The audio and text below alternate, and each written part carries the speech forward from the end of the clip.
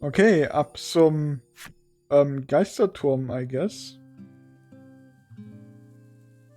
Wobei, wir haben ein bisschen was verbraucht gehabt.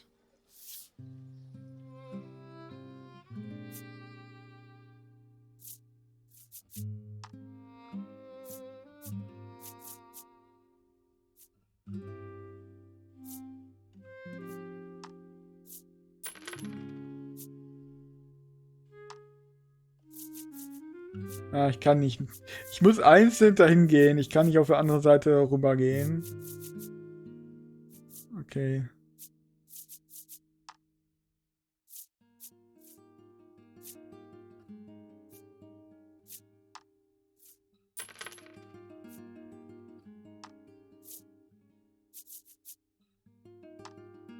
Haben wir natürlich nicht das Geld. Egal.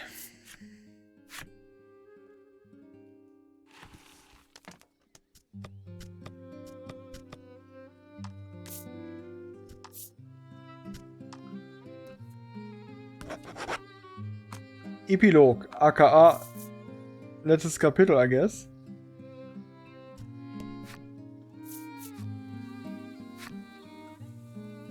Bin neugierig, ob es auch hier wieder einen New Game Plus gibt. Wie im ersten Teil.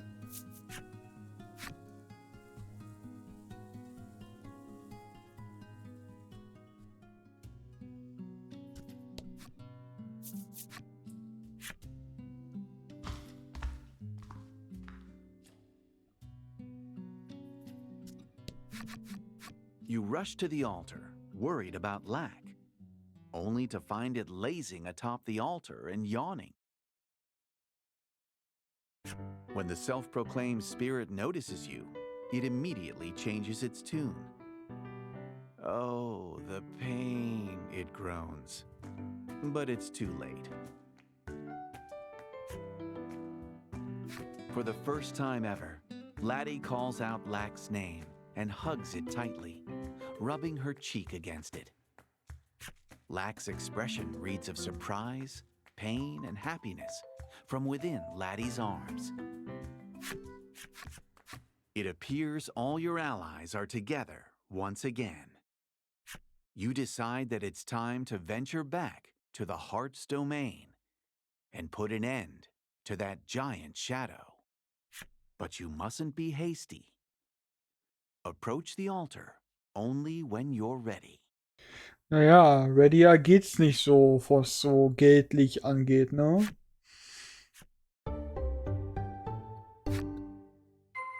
Kann ich nicht lieber eine Maiden mitnehmen, die hat mehr Damage.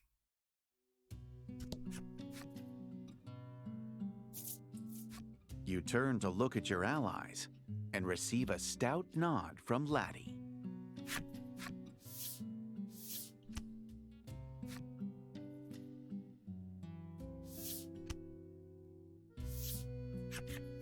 Laddie waves her staff and chants, showing off an excellent imitation of the self-proclaimed spirit. But when she sees your slack-jawed stare, she fidgets. I wanted to try it once, she confesses. Lack, his sole chance to shine stolen, chants in a disheartened voice, and leads you all to the heart's domain.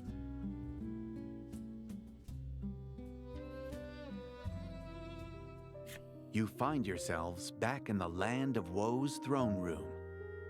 Now, it's time to put an end to that shadow.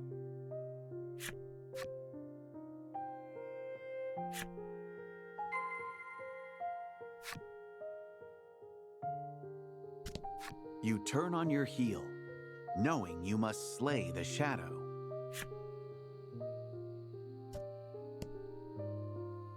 Ich weiß auch nicht, was gerade mit meiner Steuerung los ist.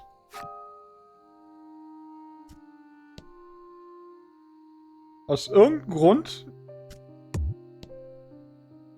habe ich gerade so eine, wie man sieht, so eine Linkssache. Und ich kann auch nicht die Kamera bewegen. Hä? Was ist da los? Das hat die ganze Zeit funktioniert. Was ist mit dir, Spiel? What the? Was zum Teufel? Ich glaube, ich mach mal den Controller raus. Und wieder rein. Jetzt funktioniert er wieder. Aber die Anzeigen sind weg. Ah, jetzt sind sie wieder da. So you've made your decision, the Queen says to Laddie in a defeated voice. I have, Laddie answers resolutely, having finally weathered the storms of her past. It seems the Queen no longer has reason to resist. You decide it's time to finish off the dying shadow beside her.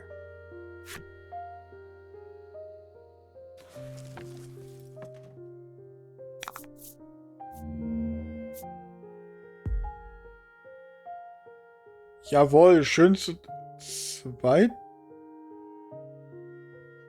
Okay. Das scheint mir relativ safe zu sein, I guess.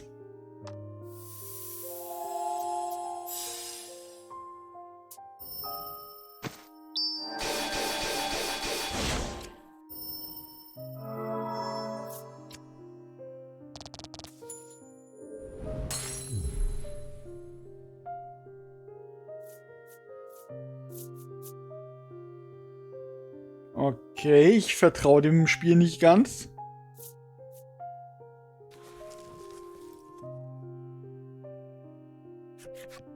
The shadow's true form is the unfulfilled desire in Laddie's heart. Nur durch deine eigenen Worte kannst du deine Begierde erfüllen. Her part to play now over, the Queen gazes upon Laddie with a serene expression.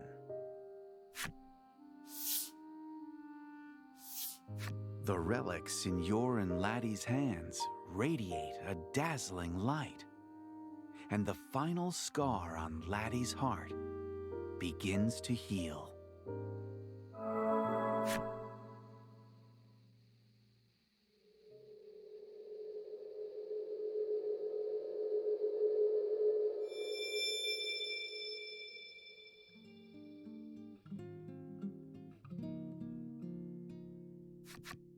With the final scar healed, Laddie's heart's domain has returned to normal at long last.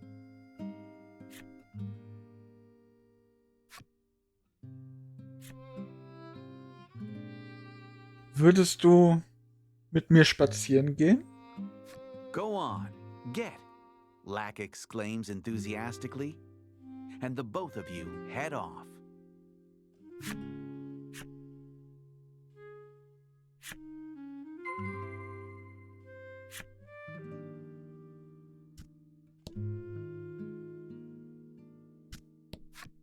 The Queen tells you of a secret path at the rear of the castle. She says you can use it to leave the land of woe.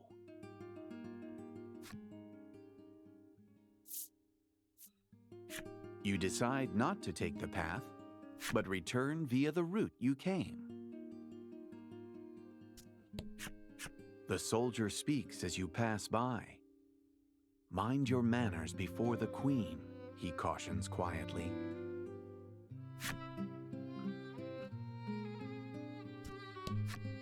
Your Majesty, you have a guest, he announces as you draw near.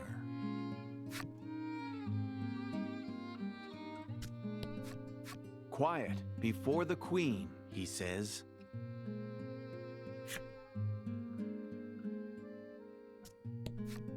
The soldier stands at attention. Talking to him gets no response.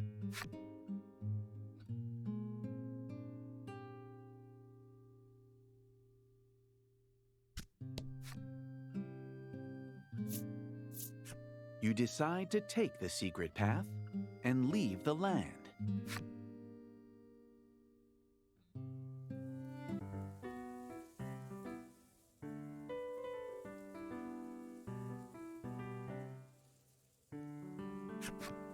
Before your eyes, stretches a pure and peaceful domain.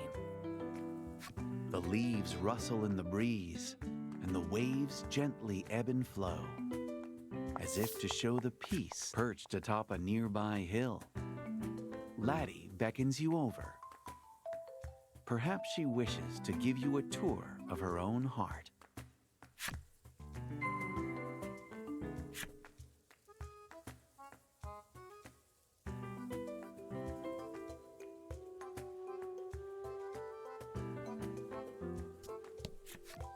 You can see white birds flying around the spire in the distance. Your eyes follow the birds until eventually landing upon Laddie's smile, and you reflect on your journey. The first time you came to this place, the entire world was cloaked in black, and Laddie couldn't utter a single word. You were drawn from your thoughts when you feel Laddie tug on your sleeve. She says that there's still much more to see.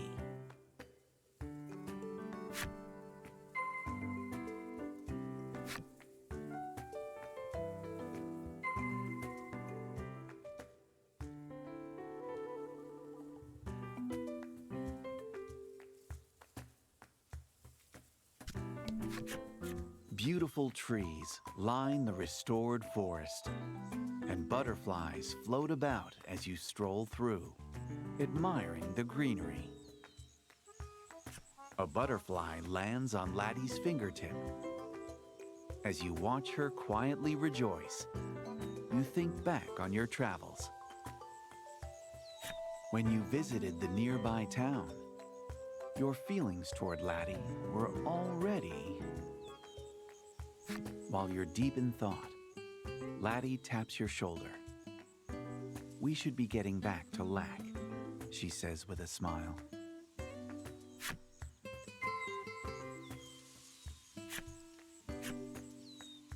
"Wow, you've come a long way. Would you like to go back now?" You hasten back to Lack's side in the land of woe.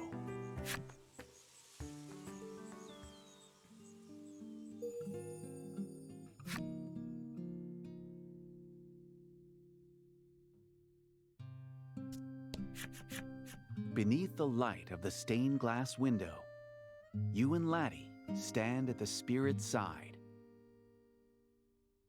"Are you ready?" Lack asks, and Laddie nods. In the throne room, where her desires once lurked in the shadows, Laddie bares her heart to you.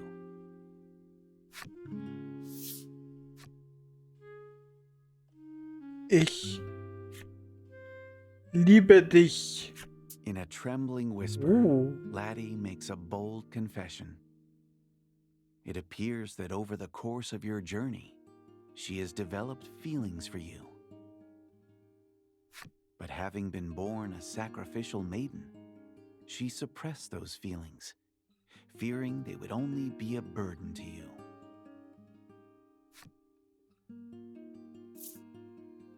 Wie reagiere ich darauf? Jo, geben Sie zurück. Laddie stares down at the ground as she awaits your answer. And you decide to respond to her confession in equal earnest. She gazes up at you with wide eyes, as if disbelieving her own ears. You can see tears threatening to overflow in her eyes. A transparent light begins to overflow from Laddie's staff. It's as radiant as the glow from the maiden's relics. Sie ist also die farblose Miko. According to Lack, now that her heart's domain has been restored, she can become a true maiden. With that, she can now save Omega Isle. Your journey's purpose fulfilled, you and Laddie look at each other with an ephemeral smile.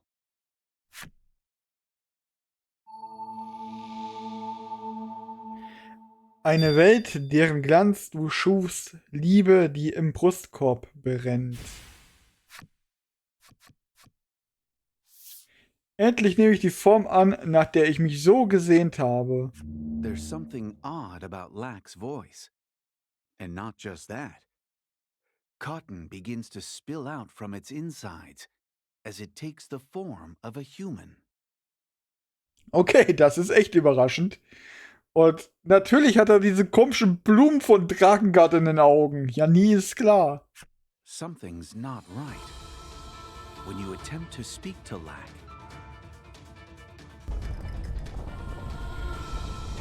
you are struck by a tremor large enough to shake the world itself. The palace begins to crumble, and Laddie is swallowed by the fissure that opens in the throne room.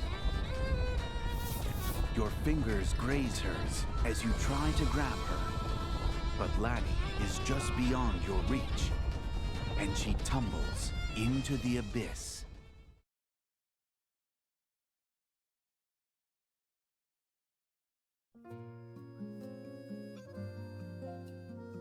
Die Welt des Herzens, schwarz und düster war sie. Ihre zahlreichen Wunden erzählten von dem Leiden des Mädchens. Vom Kummer, als Miko geboren worden zu sein, die ihre Pflicht zu erfüllen hat. Vom Schmerz, von geliebten Menschen verachtet worden zu sein.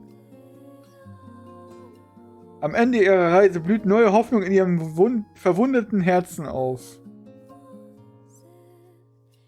Die Liebe, die sie lange unterdrückte, trat nun zum Vorschein.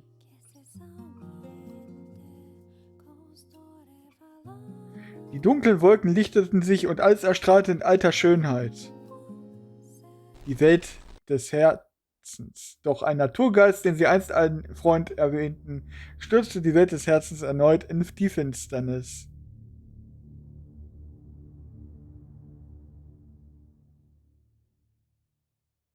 Das sieht aus wie der Turm von Persona 3.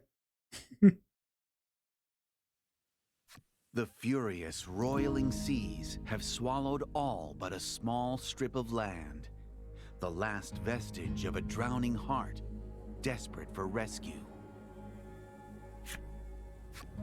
The heart's domain is but a shadow of its former self, devastated by the awesome power of the tsunami that nearly swallowed it whole. Lack's transformation, the quake that threw you to your knees. Laddie, as the earth swallowed her. You shake your head to free yourself from the harrowing visions. Laddie. You have to find Laddie. The wind changes direction so abruptly, you can't help but feel it's telling you something, urging you to the northwest. Okay, bin ich jetzt alleine unterwegs oder was? Ich mag es auf jeden Fall, dass sie hier diese durcheinander geworfenen Karten gemacht haben. Das passt so dazu, dass da alles auf den Kopf gestellt wurde.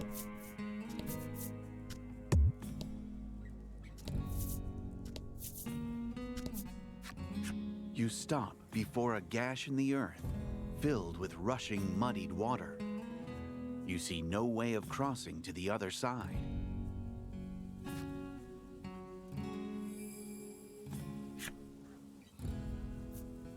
In an instant, a bridge appears over the surging rapids.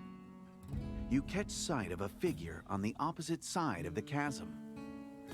Is this their handiwork? Das war offensichtlich die Königin.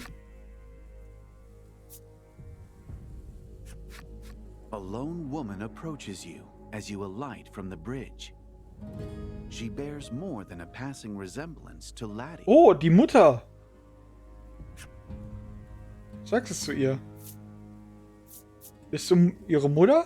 The mysterious woman merely smiles in response to your query. At last, she speaks.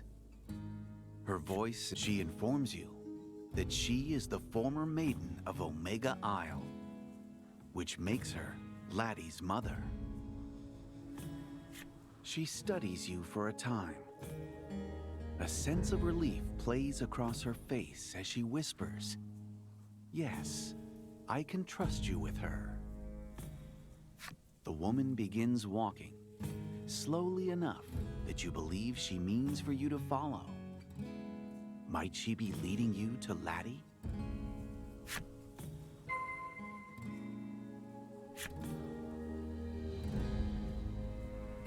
Okay, wo wollen wir hin?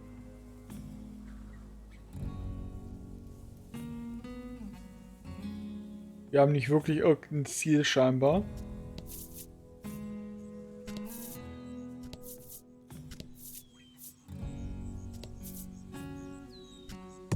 Okay, da dürfen wir nicht hin. Überall Wald.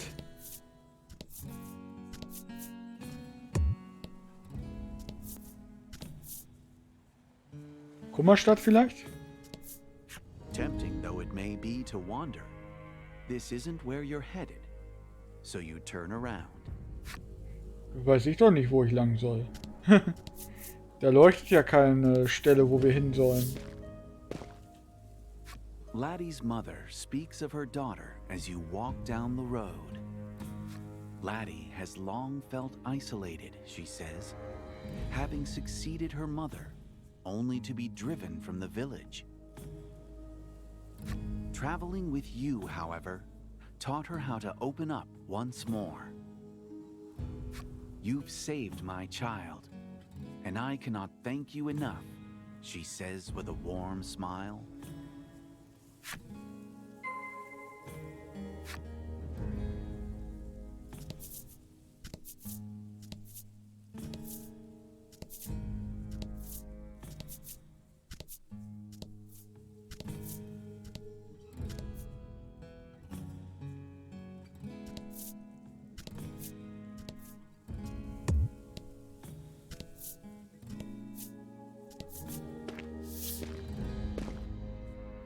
Laddie's mother stops and extends a finger northward. "Laddie cries out for your help from the spire," she says gravely.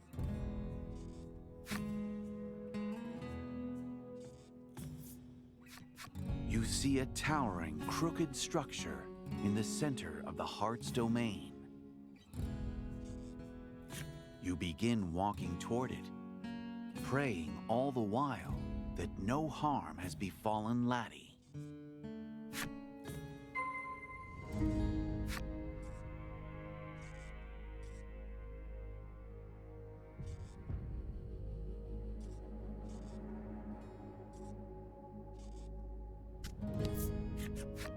You see a very familiar face when you arrive at the spire gate. "Oh, thank goodness you've made it," Greed says with no small amount of relief.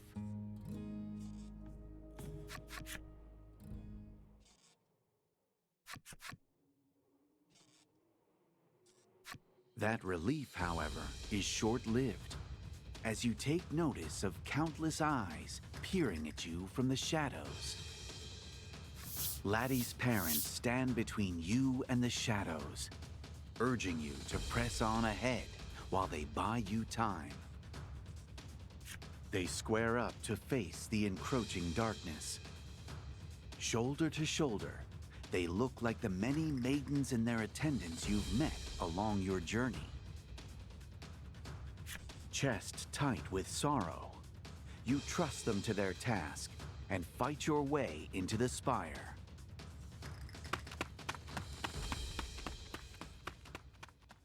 A twisted version of the Spirit Spire looms before you, emptied of the memories of your many visits.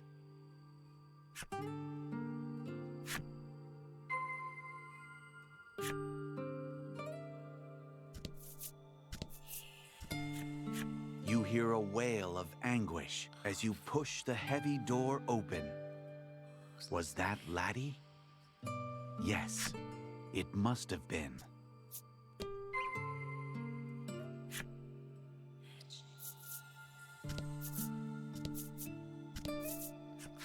"It's all right, Laddie. I'm here," you say in a soft, soothing voice. Laddie's gaze meets yours. Her anguished, fearful expression gives way to relief.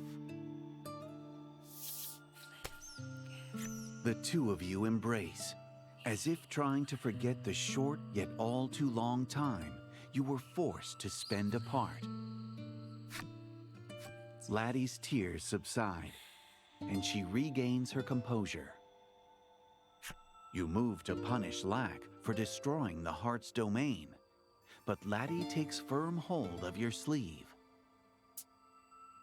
Even after all this, she seems to trust it, to believe there is more to its situation than meets the eye. Lack awaits atop the spire. Hoping to learn why it's doing this, the two of you journey upward.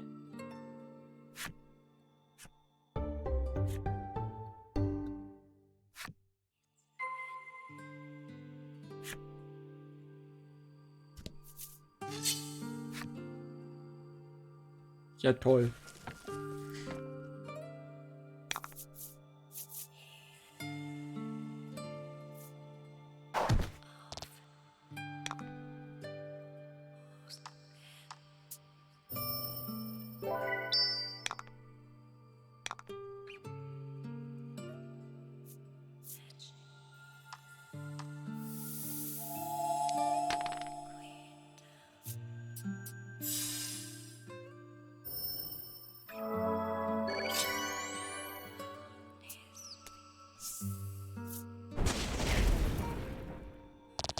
Teamwork makes the dream work.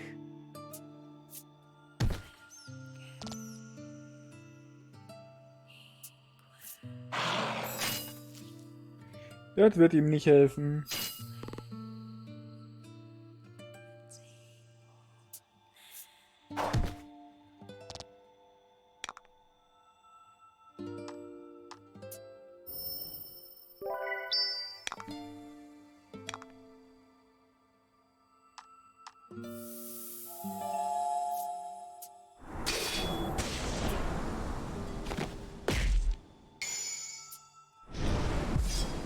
So.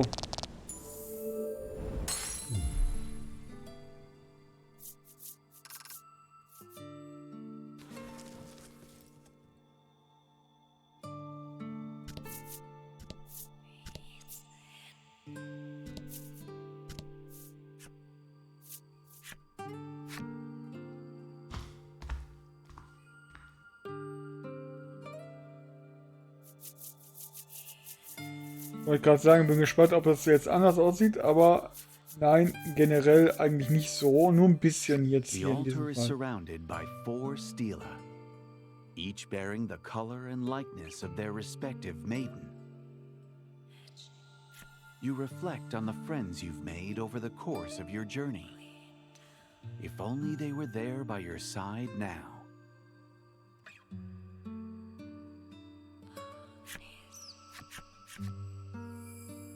As if responding to your quiet summons, light issues forth from the stela and the maiden's relics.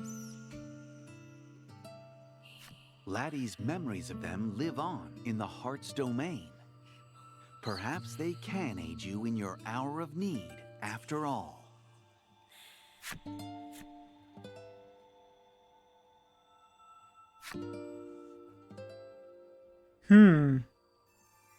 Wen wollen wir denn? Blaue. Ich weiß gar nicht mehr, wer, was die alle für Attacken hatten.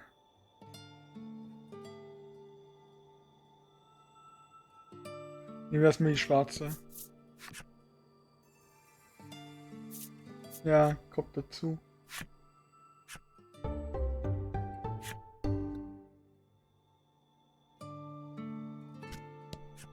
The altar glows with a faint light.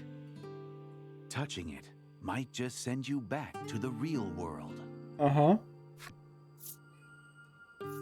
Nee, das wollen wir ja gerade nicht. Wir wollen Raki befragen. Der wird wohl hier dann irgendwo sein, wenn er nicht am Altar ist.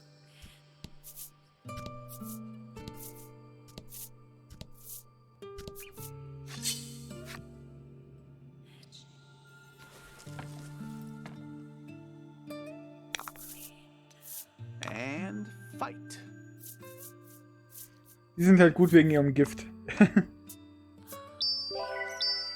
Bei den anderen weiß ich nicht so genau, was ich tun soll.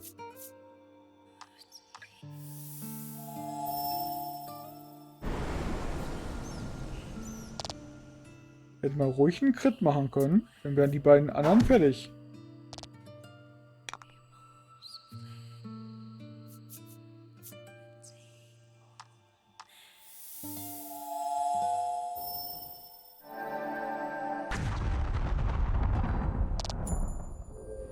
So ungefähr.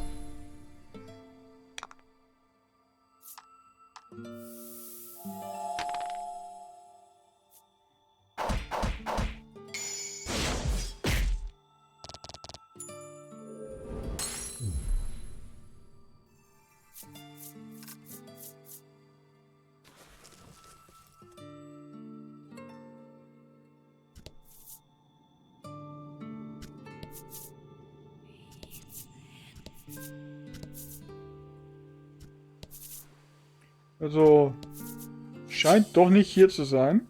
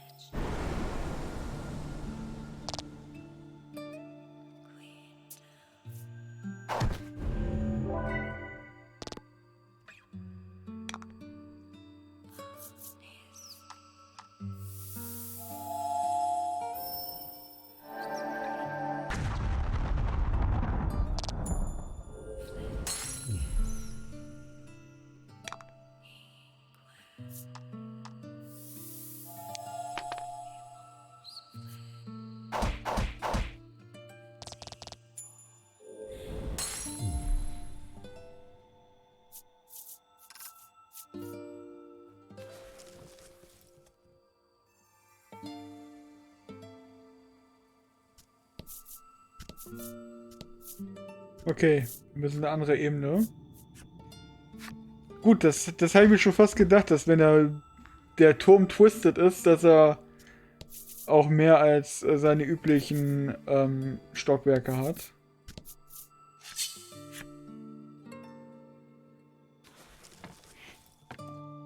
Sieht halt nicht sonst aus wie Persona 3 Tartarus.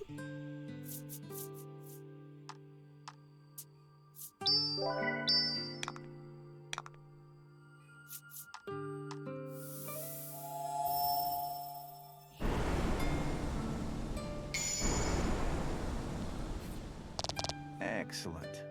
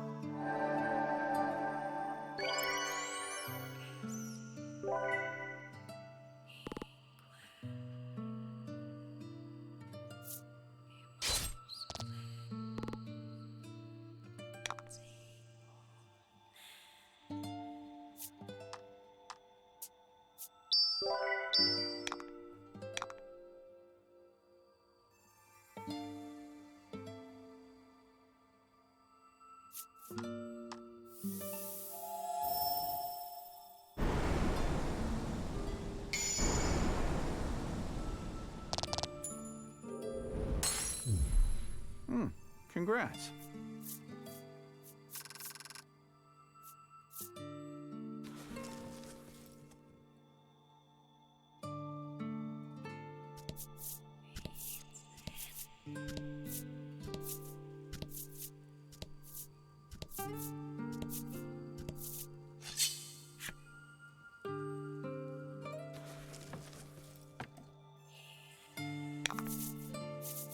And fight.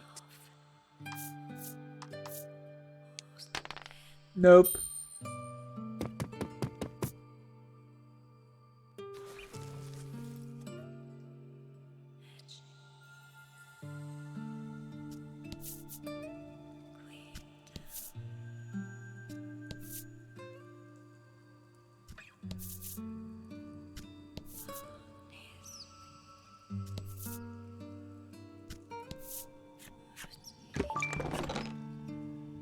Nehme ich gerne, danke. So, was ist hier? Ein Feind.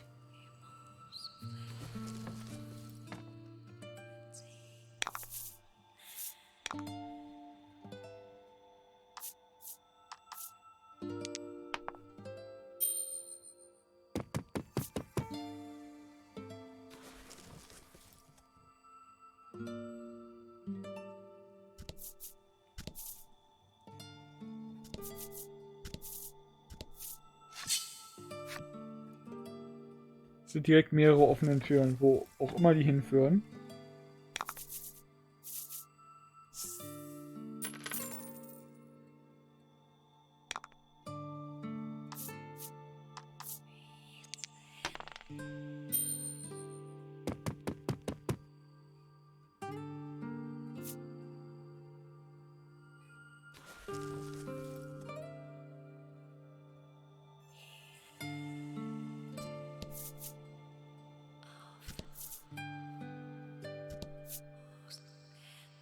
Okay, das sind junge Lattis. Im anderen Zimmer wahrscheinlich auch, ne? Nee, hier ist ein Schreibtisch. Und noch eine junge Latti, okay.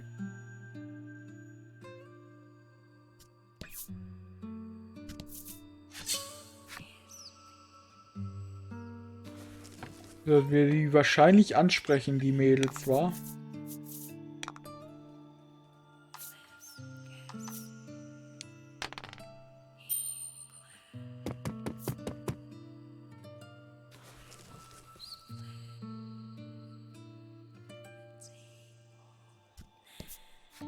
You approach a young girl with Laddie's face. As long as I can protect those I care about most, all will be well, she says, grinning from ear to ear.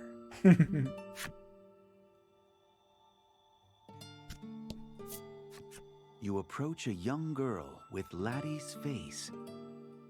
Friends forever, Laddie squeals, clutching a stuffed animal tightly to her chest. The toy looks rather like a spirit.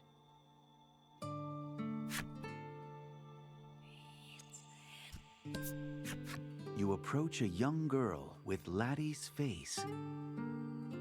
I hope I'll be a great maiden, she prays softly and repeatedly.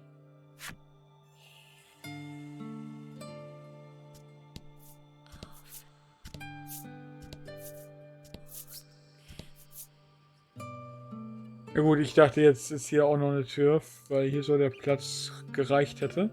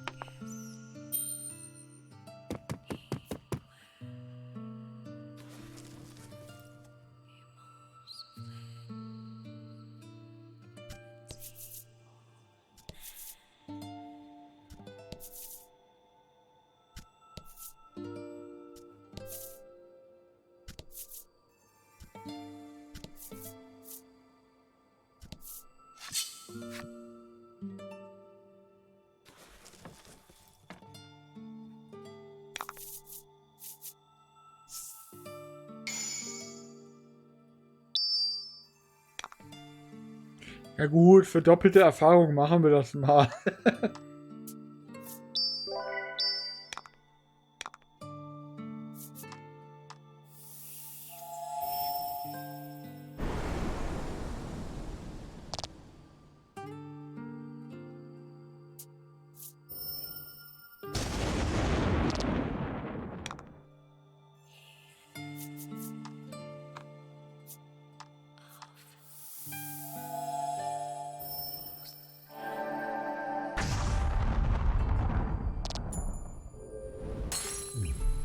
Einer muss auch immer aus der Reihe tanzen, ne?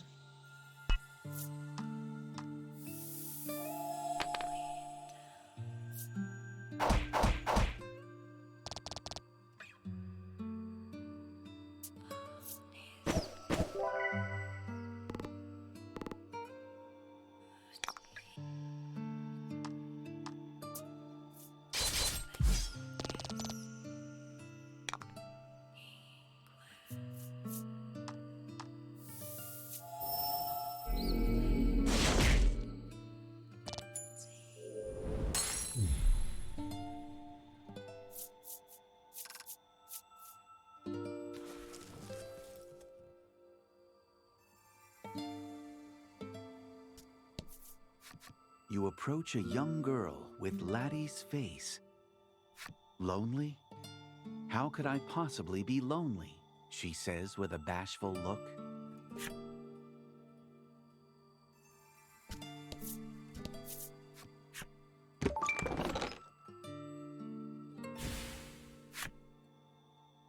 Okay, den nehme ich gerne. Gerade wenn wir hier wieder unausgerüstete Leute haben.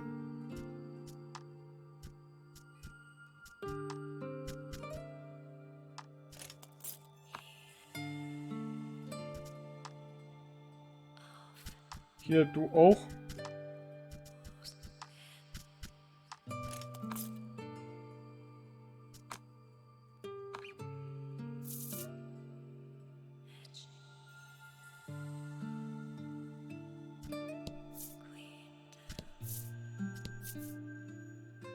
Dead End.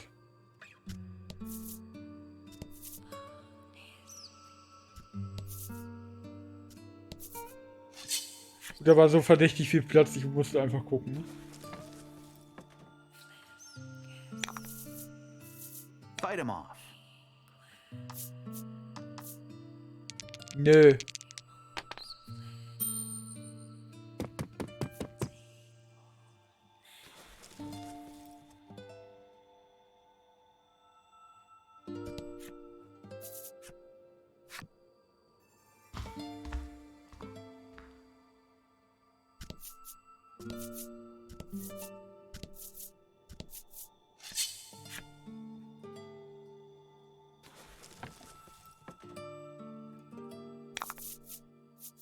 Hope you win.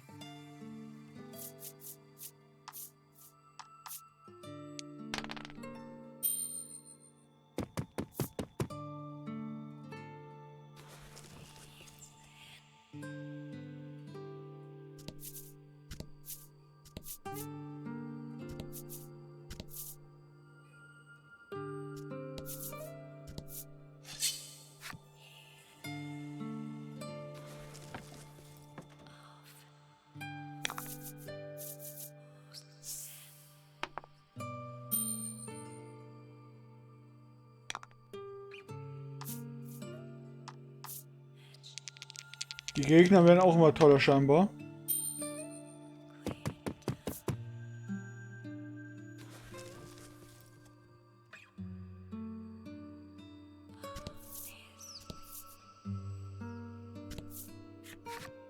A large boulder, fallen from one cliff or another, lies before you.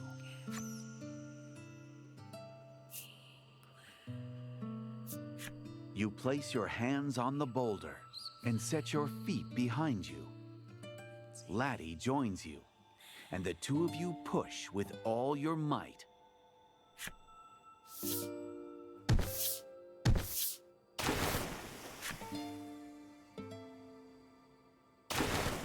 The boulder drops into the water with a mighty splash, but it proves too small to alter the current.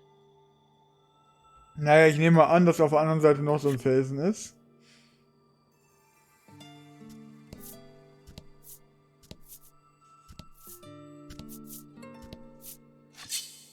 War ja klar.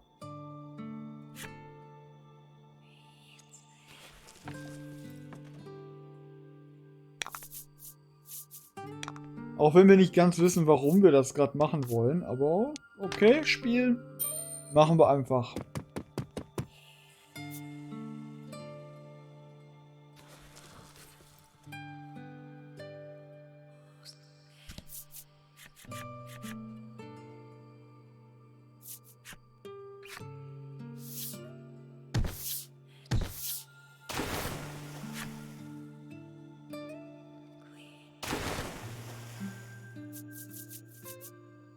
The boulder drops into the water with a mighty splash, altering the current.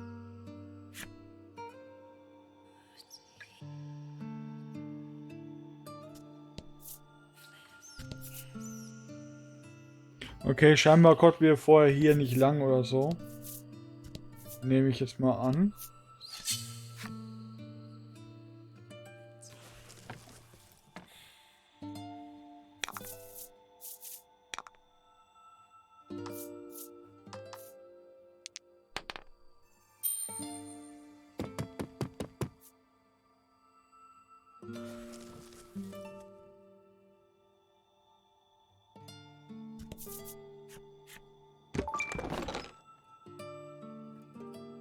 Legendärer Brustpanzer eines Götterboten. Okay. Nice, I guess. Bist du ein Götterbote?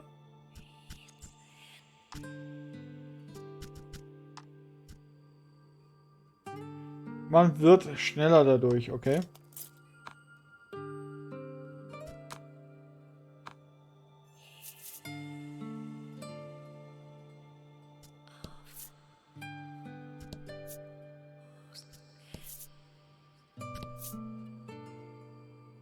Haha, Abkürzung.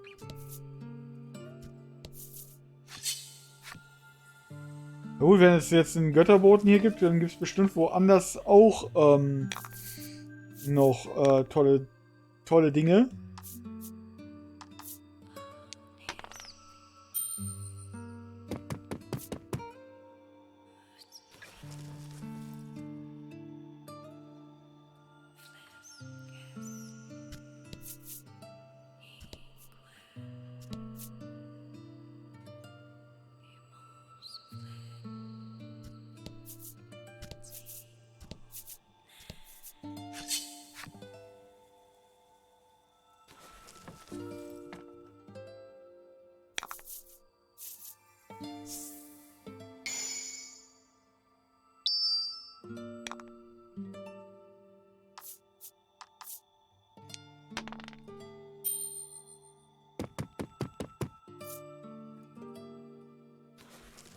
Wenn ich jetzt am Ende noch grinden muss, dann werde ich das sehen, wenn ich beim Boss bin.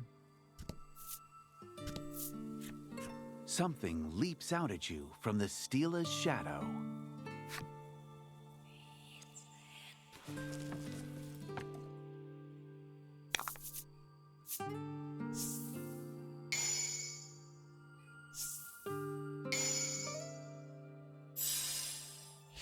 Okay.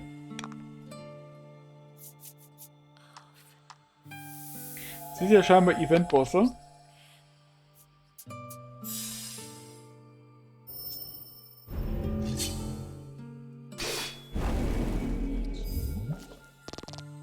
Teamwork makes the dream work.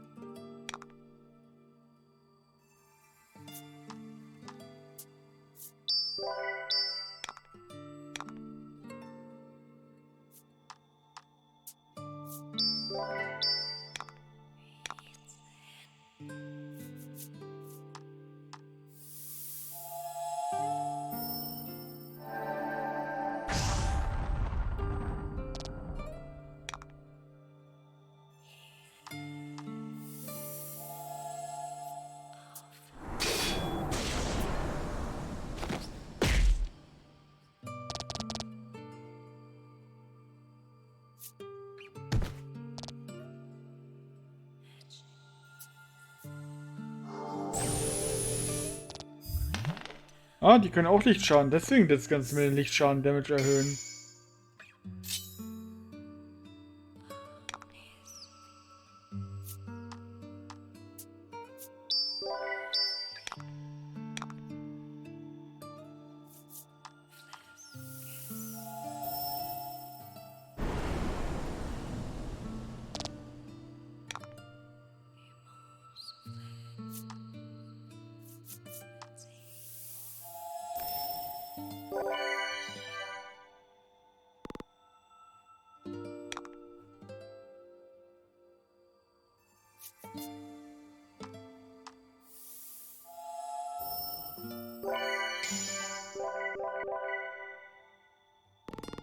Fortune favors the bold.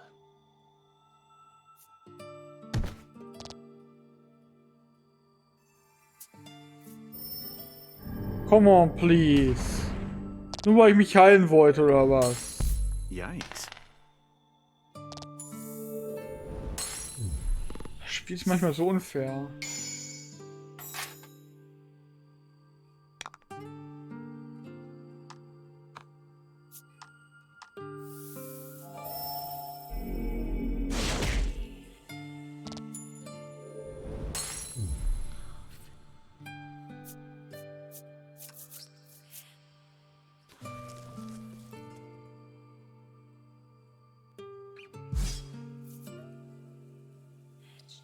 So, ich gehe mal zurück in der Hoffnung, dass wir rausgehen können. In der Hoffnung, dass wir ohne Itemverbrauch uns in der anderen Welt oder so wieder heilen können.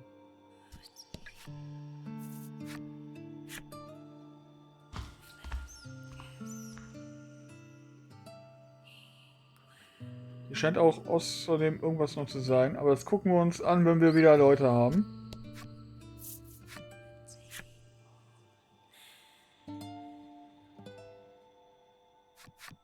Indeed, touching the altar plucks you from the heart's domain and returns you to your own world.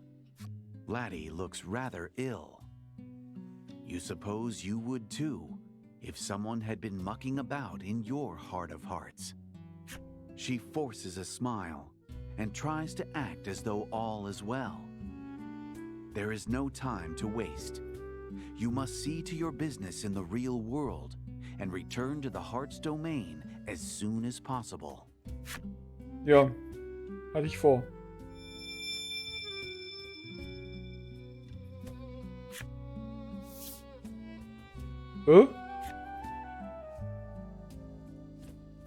Out of the light that swells from the altar appear the maiden and her attendant, or rather, illusions of them, born from Laddie's heart. But how are they here? Could what's happening in Laddie's heart's domain be affecting the real world?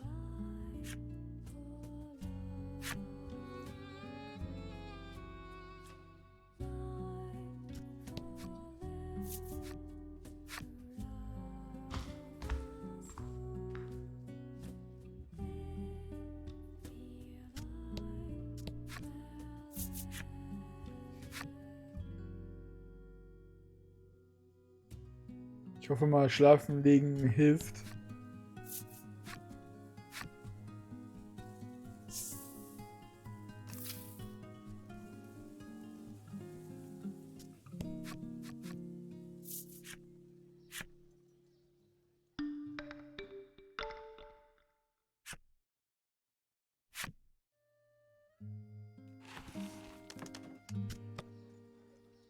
Wunderbar, alle wieder am Leben.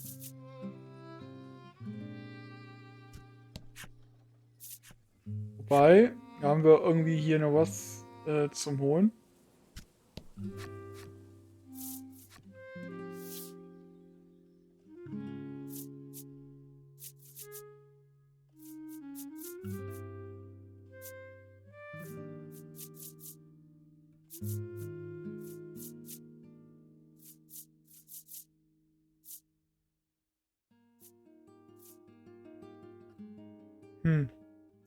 Scheint jetzt nicht so wichtig zu sein.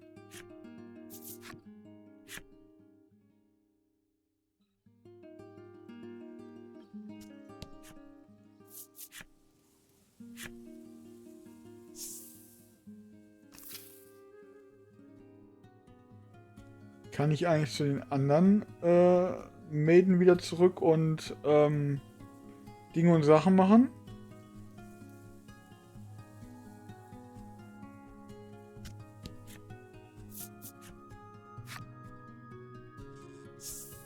Vielleicht kann ich da ja was kaufen.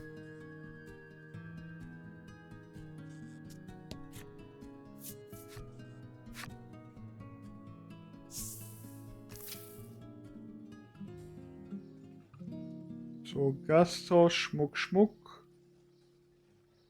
Spielhalle, Item, Waffen.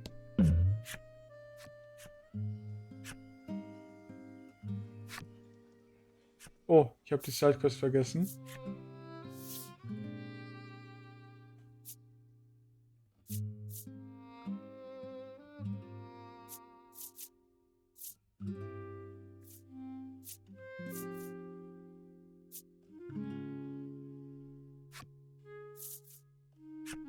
Ich kann ja mal gucken, ob ich vielleicht aus Versehen was weggeklickt habe gerade.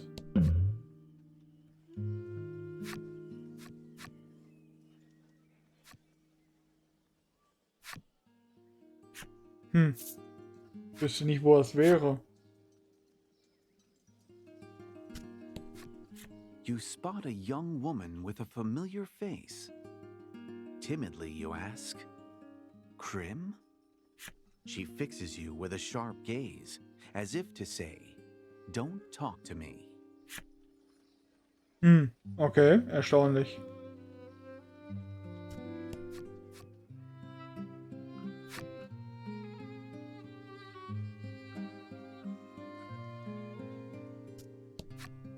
You spot a woman. You spot a young woman with a familiar face. Timidly, you ask, Lanka? She offers a tender smile and says, I am the maiden. Is there something I might aid you with? Ja, die haben ja ihre... Eine seltsame Freundschaft. Die haben ja ihre komischen Klone da. Okay, wenn der eine noch Erz braucht, wo finde ich denn das Erz? Habe ich hier irgendwas, wo ich noch nicht war? Wer ist das? Ah, die Maskierte. You come across a masked youth, fallen in the depths of the forest. Sunlight filters through the trees and partially illuminates her form.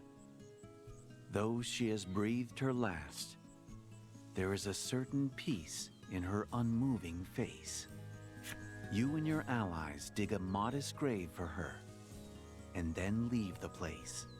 Ah, so erfährt man auf jeden Fall, was mit dem weiteren Klonen passiert ist.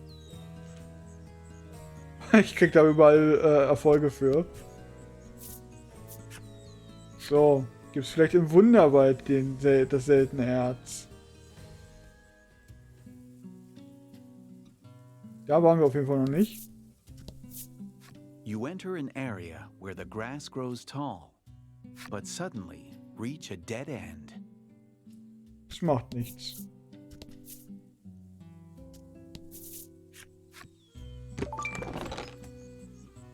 Okay, das war jetzt... Brauchen wir nicht. Hier haben wir alles.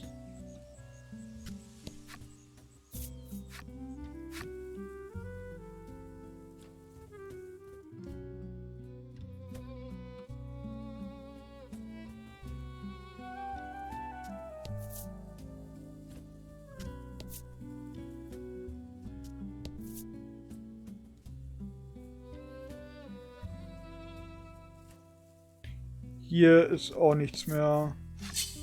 Außer ein Feind.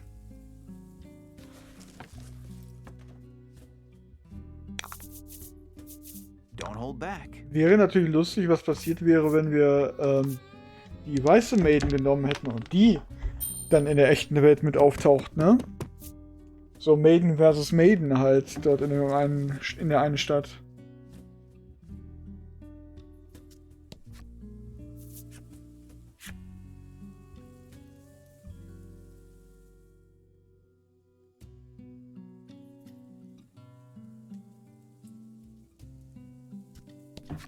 Okay, hier war also kein seltenes Erz.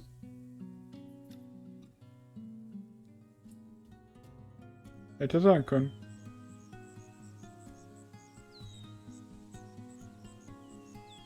Dann besuchen wir mal die anderen Inseln. Ups. Das war jetzt dumm. Oder auch nicht. Wahrscheinlich wäre ich einfach nur schneller weggekommen, sonst.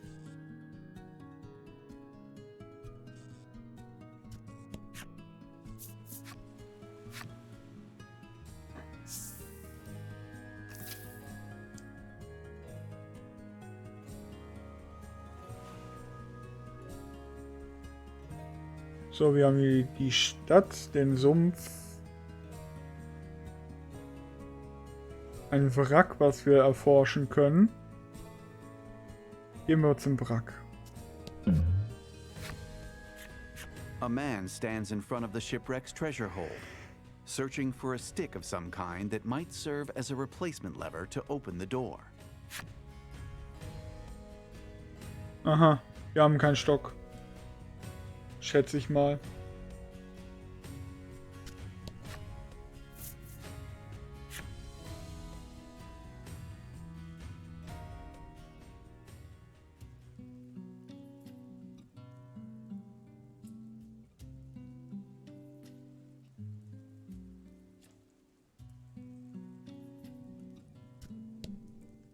Okay, die Blume macht nichts.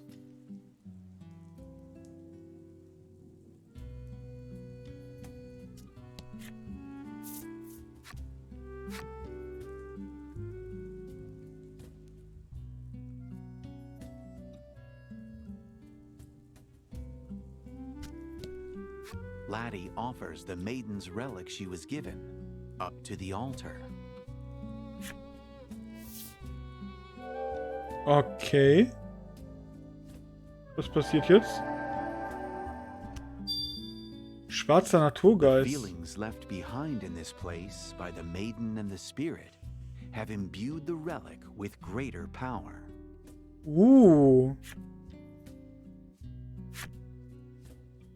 Wie unerwartet. Sollte ich das vielleicht auch für die anderen tun? Muss ich da jetzt bei den weißen Miko dann etwa auch runter irgendwo? Oder wie ist das jetzt? Scheint so, ne? Erstmal gehe ich ins Dorf und gucke, was da ist.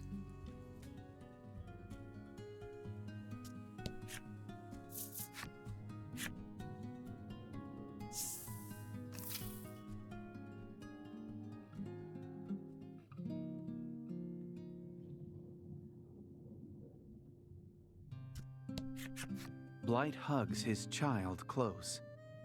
You can hear him murmuring, "I swear I'll make Melanie happy." You wonder what he will tell the child about her mother, the Onyx Maiden, and the island where she was born.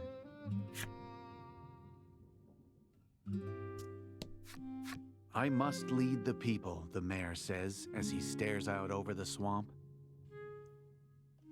As he explains it, there is a continent far across the sea. He has a plan to move the villagers there.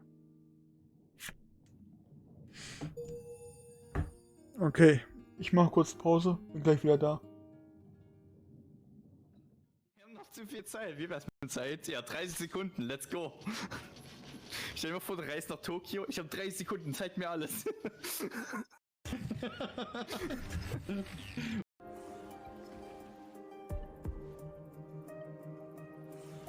狩人の小道具さ。 Ja, scheiße. Jetzt bin ich aber runtergefallen, weil sie einen Schritt nach vorne gemacht hat beim Werfen.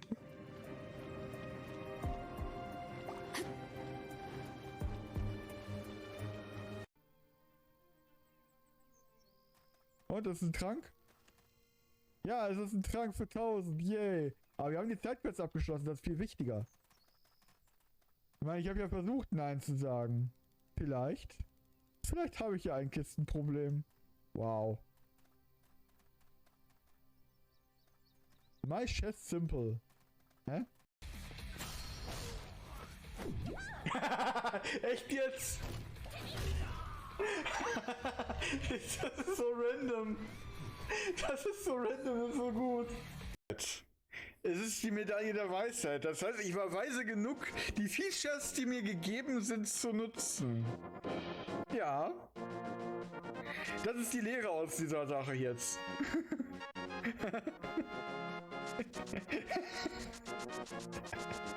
Ah, nice. Gut, dann können wir ja jetzt das Master Sword holen. Was ist hier? Ah, da ist ein Goldring. Parkour! Ah ja, jetzt muss ich die erstmal rüberholen. Ich habe nicht losgelassen. Und ich wollte mich nur hochziehen. Naja. Whatever. Yay. Das ist ja fast wie Diablo 3. Spielt bestimmt nicht noch mit 30 Mal. Warum nicht, ne? Ja. Bis jetzt ist es gar nicht mal so schlecht. Leider muss ich mit Controller spielen, Kappa. Das scheint nicht ganz der richtige Weg zu sein. Ich weiß auch nicht, wie ich drauf kommen könnte. Ja, also ich glaube, ich muss springen, damit ich mich schon ranziehe, was halt irgendwie relativ dämlich ist. Dann hole ich mir all die Kisten. Nicht all die Kisten, sondern alle die Kisten.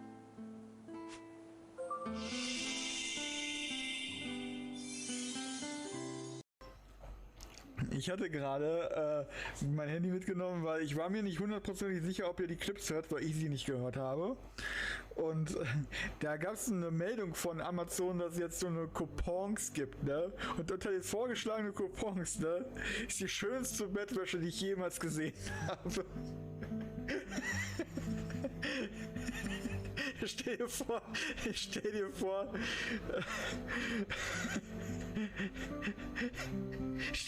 du kommst ins Schlafzimmer und da rennen so 3 Narutos auf dich zu.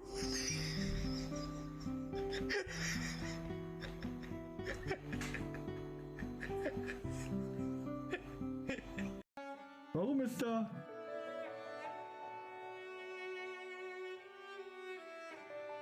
Irgende. Was ist das da oben? Hä? Wovon ist das da oben?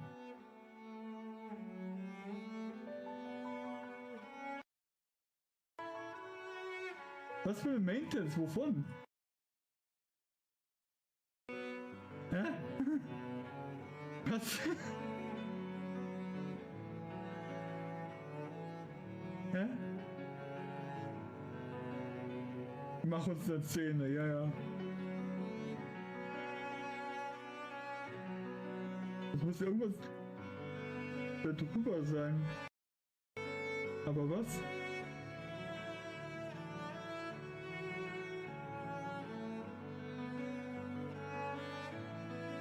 Hä?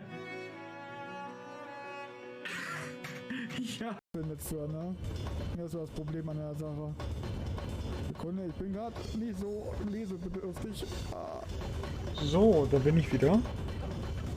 Ich hab noch mal ein bisschen Tee geholt. Man kann nicht die ganze Zeit nur Kaffee trinken. Dafür habe ich jetzt Hosen an.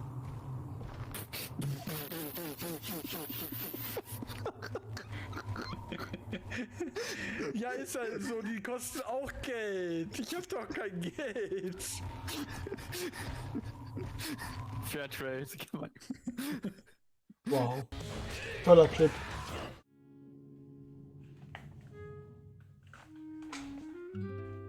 Ah.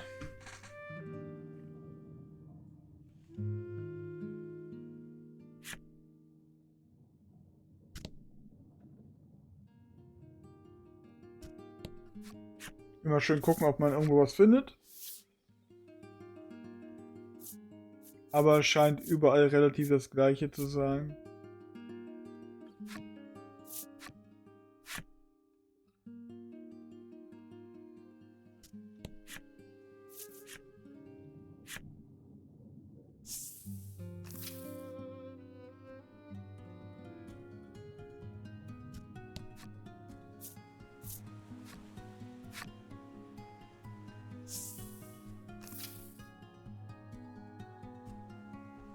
So, dann schauen wir uns mal bei den anderen... Okay, die Insel ist verdächtig. Aber schauen wir uns allgemein mal bei den anderen Inseln um. Weil scheint was zu bringen.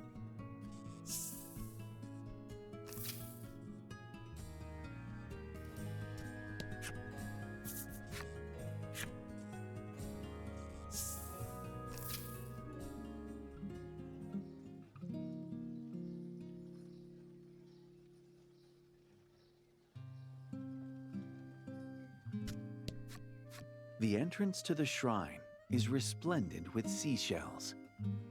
The maiden must make a hobby of collecting them.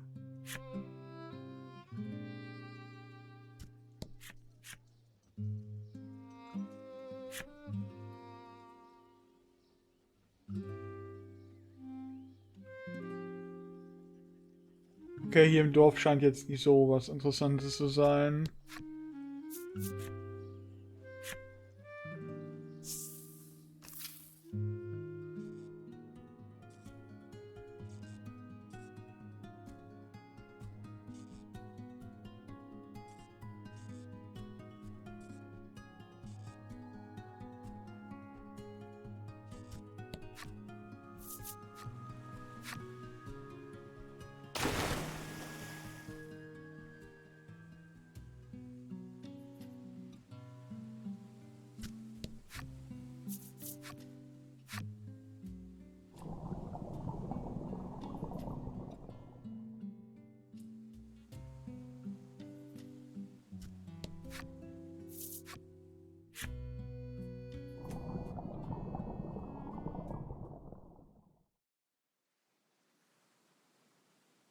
Oh, da ist jemand.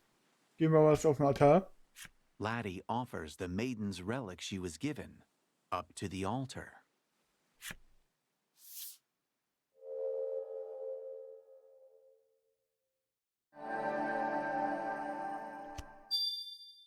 Oh, das ist The aber ein ganz schöner feelings Buff. left behind in this place by the maiden and the spirit have imbued the relic with greater power.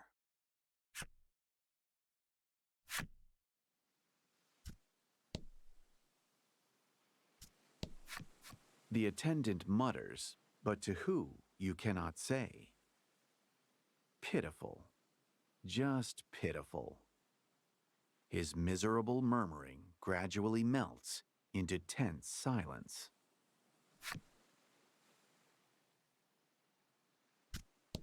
So, dann gehen wir nochmal zu der weißen Miko und tun dort den Altar aufsuchen, weil das hatten wir natürlich nicht gewusst, dass das was macht.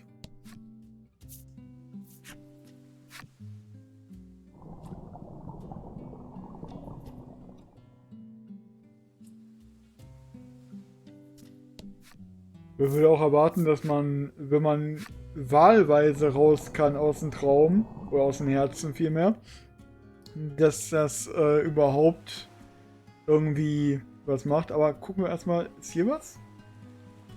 Vielleicht ist hier was. Ja, ich vertraue dem Spiel nicht. Wir wollen es halt auch wirklich durchspielen und nicht hier so, ja, schnell durchgerusht, ich habe die Credits gesehen und so. Ja, man kennt's ja.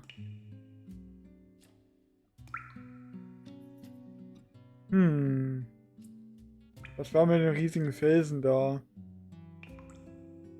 Hatte das irgendwas auf sich oder ist das so richtig, wie es ist? Nee, können wir nichts machen. Wird man ja trotzdem gucken.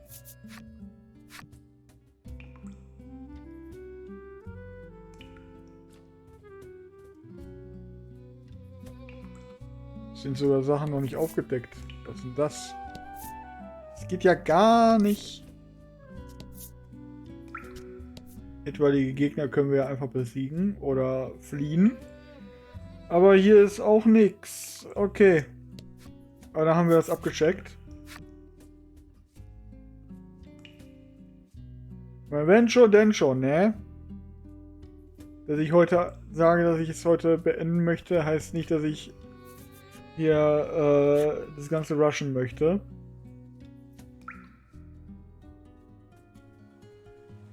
Ja gut, möchte ich schon, aber es wäre halt doof, wenn man was verpasst, nur weil man gerusht hat. Zum Beispiel, dass ich bei Gegner fliehe, heißt halt nur für mich, dass ich da eventuell, wenn ich etwas nicht schaffen sollte, dann doch nochmal grinden müsste. So, wie gesagt, nochmal zur Maiden. Zur White Maiden. Zur weißen Miko. Und dort den Dungeon anschauen. Ich hoffe, ich muss nirgendwo schleichen. Weil ich möchte ja nur kurz zum Altar.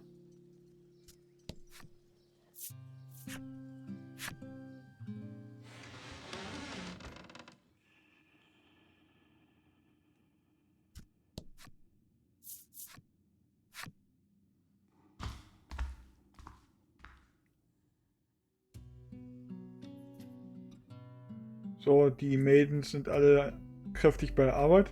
Kann ich jetzt dahin? Nee. Die Tür ist zu. Und sie bleibt zu.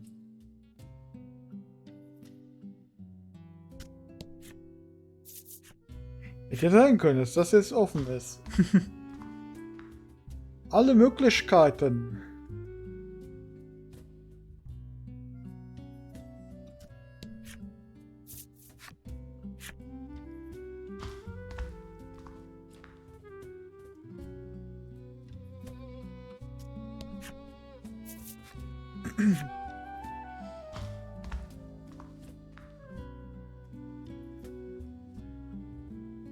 Aber jetzt sind die jetzt alle nicht hier.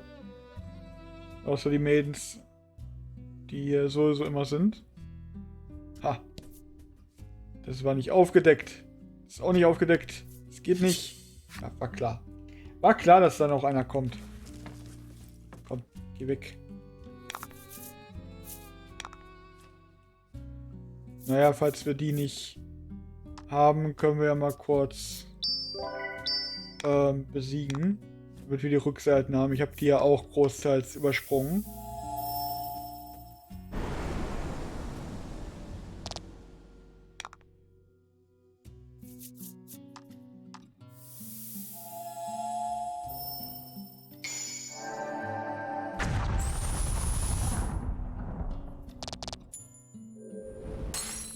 Gerade diesen Gargoyle habe ich vielleicht nicht die Rückseite von.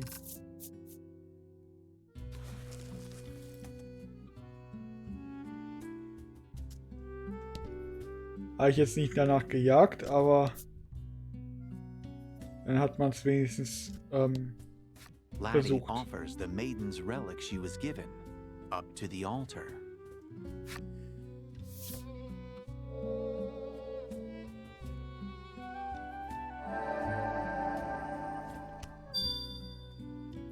The feelings left behind in this place by the maiden and the spirit have imbued the relic with greater power.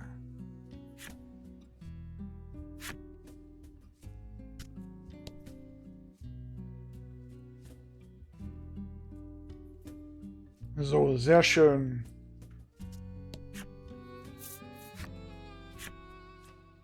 Gut, dann noch zur roten.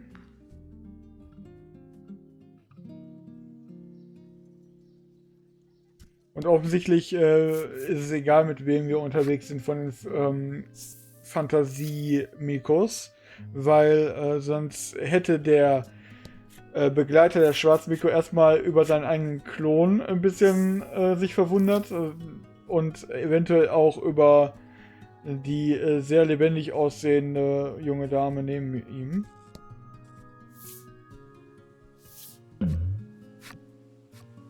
The fisherman mumbles to himself, "Oh, I just want some nice salty sea grapes." Okay, die scheinen wir nicht zu haben. Es sind ein paar Sidequests, die wir scheinbar verpasst haben. Aber man guckt ja schon überall. Das müssten dann wieder auch so eine Random Events eventuell sein, nehme ich mal an. Dass man irgendwo halt rumwandern muss und dann random kommt das. Ähnlich wie der Händler, den ich nicht habe im ersten Teil. Weil er nicht aufgetaucht ist. A man bumps shoulders with you as he attempts to rush past. "I'm so sorry. I'm late for my match," he exclaims. He hurriedly explains that he's on his way to the arena where the strongest in the realm are gathering to compete. Ah, ist das auch eine Quest? "If you think you stand a chance, why don't you join the tournament?" he suggests, Oha. then dashes off. Okay, interessant. Hier passieren also auch Dinge und Sachen. So, da ist die Stadt. Neben der Stadt ist nichts. Und sonst haben wir auch nichts hier. Also zur Stadt.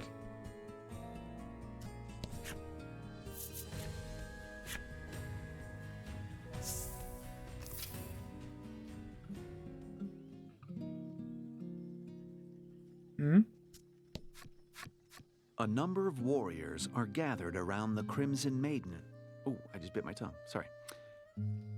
A number of warriors are gathered around the Crimson Maiden. They all seem to be speaking about problems in the Dominion. The Crimson Attendant watches over his charge wordlessly, but pride lurks in his expression. Sehr schön. Was war hier? Eine große Tür. A gate stands tall before you, marred here and there by deep gouges and scratch marks.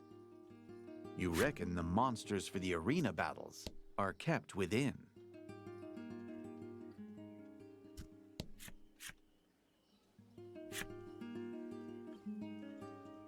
Okay, dann gehen wir mal in die Arena und machen da. Ich glaube, da war dann auch der Schrein irgendwo bestimmt, ne? Ich kann mich nicht erinnern. Hallo, ich möchte beitreten. You pose a query to the receptionist. Is there a maiden's altar here in the Dominion? The man indicates that there is. Yes, in the arena.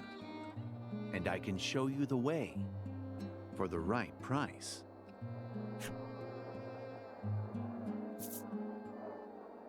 Möchtest du dem Mann 1G übergeben? Wow. The man accepts the coin with a gratified smile and then guides you to the altar. Also 1G ist halt wirklich nichts, ey.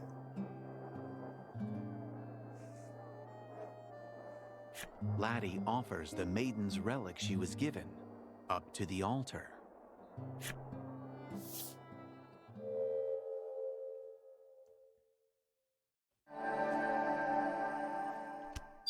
Somit haben wir jetzt alle 4 The upgraded. feelings left behind in this place by the maiden and the spirit have imbued the relic with greater power.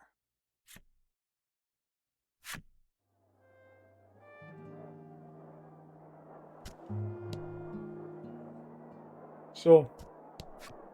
The receptionist calls out to you as you attempt to open the door. Apparently, you're not allowed in yet. Welcome, warriors. Have you come to enter the open tournament? The man asks. He elaborates that anyone is welcome to join the festive event, and the winner of 3 matches will receive an extravagant prize. The man further advises you that only those with the utmost confidence in their strength should enter. You had better steel yourself for some tough competition before signing up. Wird schon gut gehen. Once you add your names to the roster, the receptionist gives you a stout nod and opens the doors to the arena. Bin mal gespannt, was da ist. Wenn wir es nicht schaffen, ist halt auch nicht so schlimm. Show 'em what you got.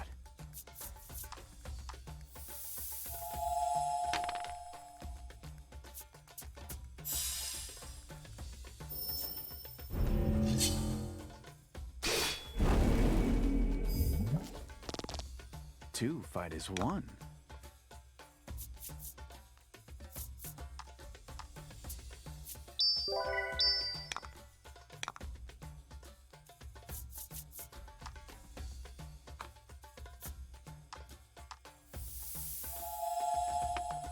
Na.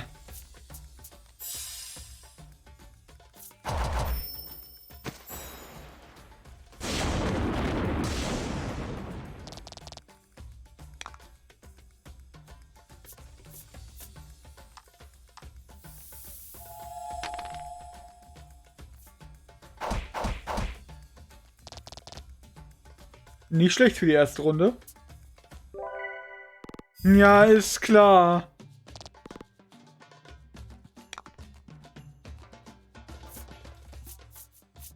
Okay.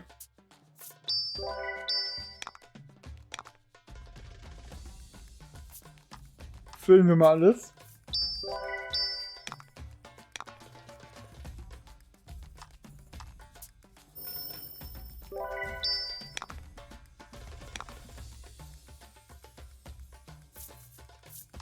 Und waffen uns mit Damage.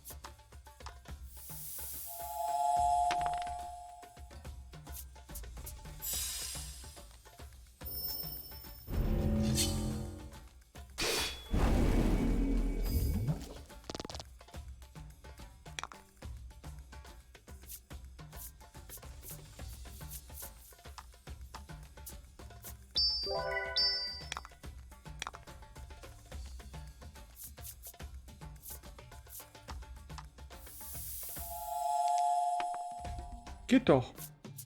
Mal sehen, ob es überhaupt was macht. Ist ja immer ein Boss.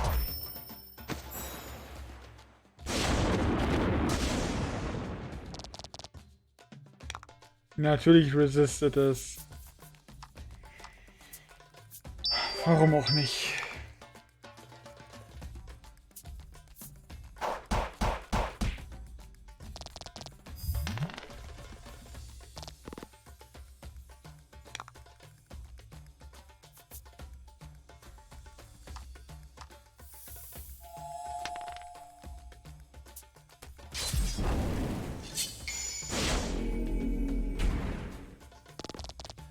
Ja, das war gut. Jetzt müssen wir sie nur töten, bevor sie sich wieder heilen kann.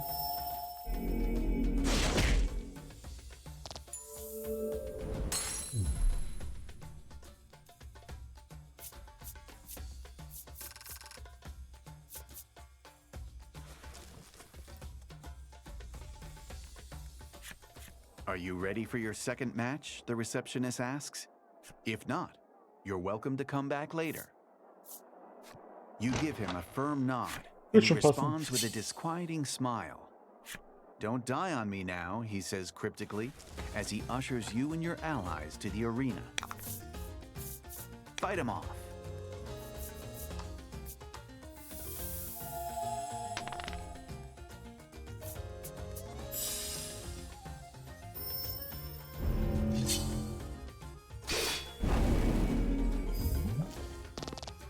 Two fight as one.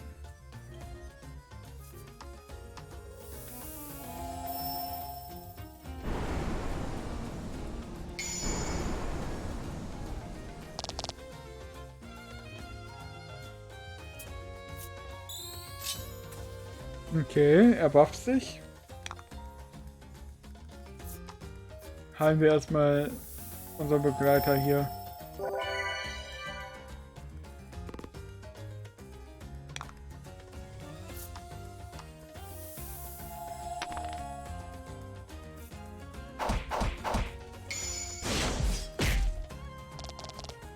Excellent.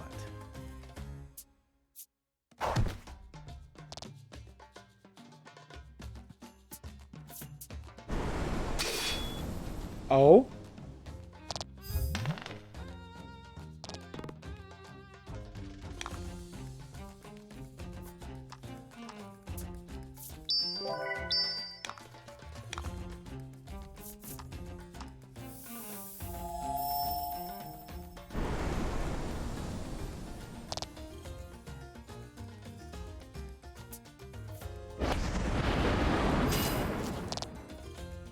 Okay, das ist nicht gut.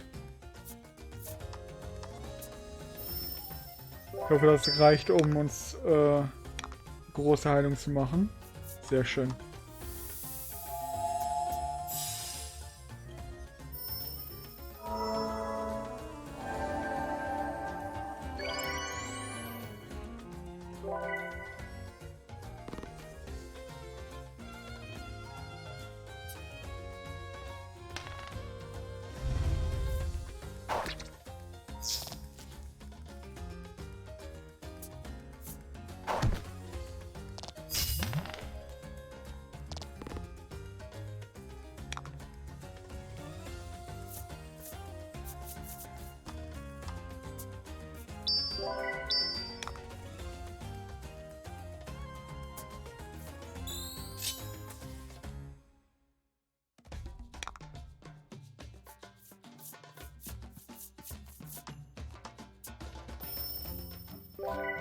Angriff ist die beste Verteidigung.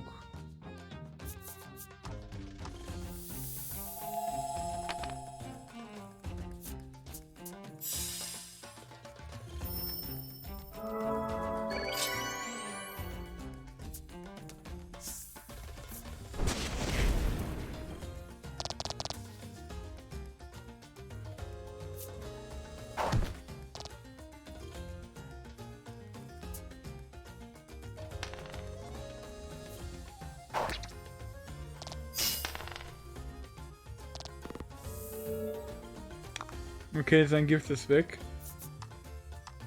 Ah, ich hoffe, den Linken können wir vielleicht töten. Okay, nehme ich auch.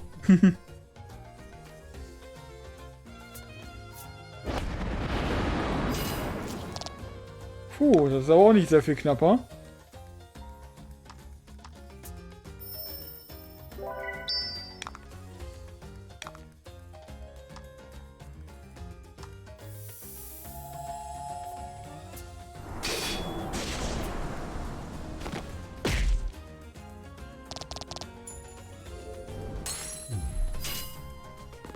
So, da sollte ich mich aber zwischen den Runden hinlegen.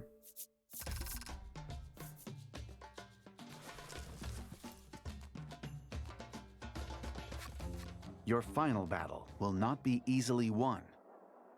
Are you certain you want to continue, he asks. His eyes silently urge you to thoroughly prepare for the fight ahead. Komm You gleich tell wieder. the receptionist that you intend to come back later, and he nods in understanding. Steel yourselves, warriors, and speak to me whenever you're ready.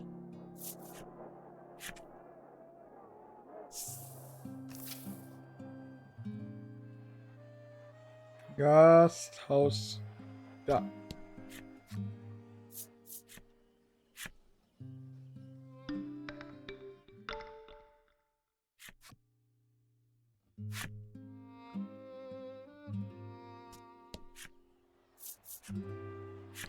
So viel Zeit muss sein.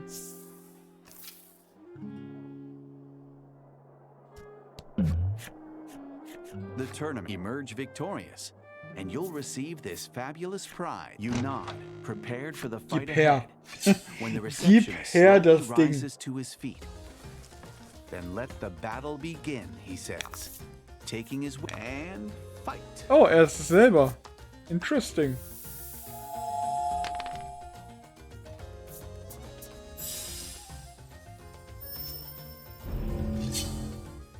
Gegen den Receptionist.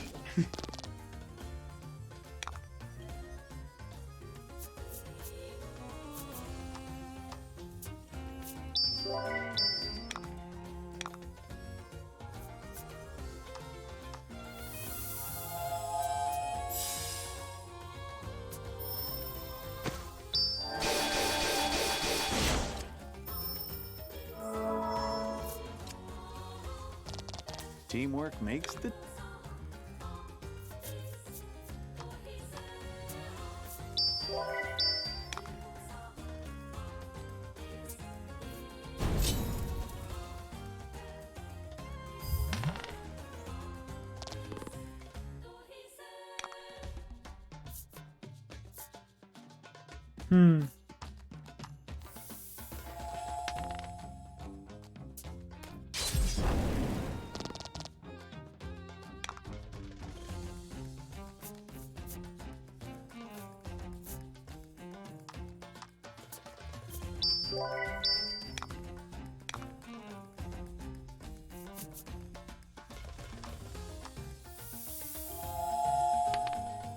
War vielleicht nicht die klügste Wahl.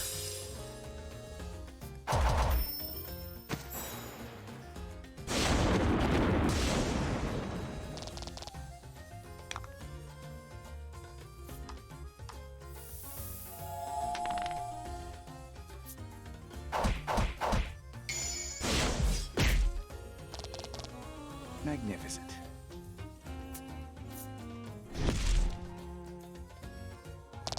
Jo, das tat weh.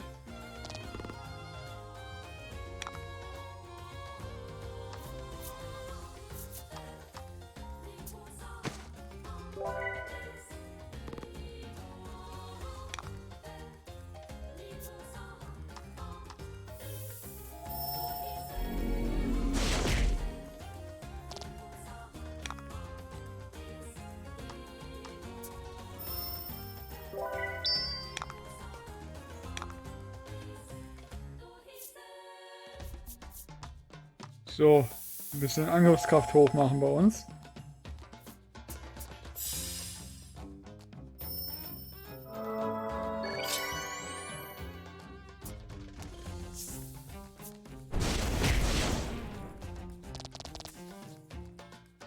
Was, das ersetzt die Death? Why so?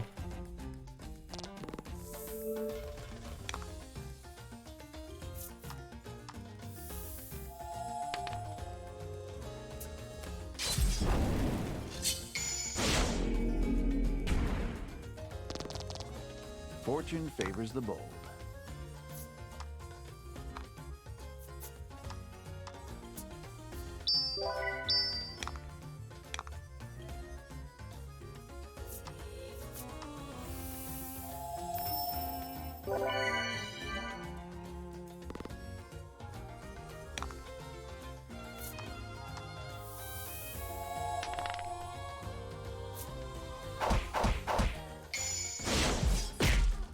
Jeder Punkt bringt ihn näher an den Tod. Oh je.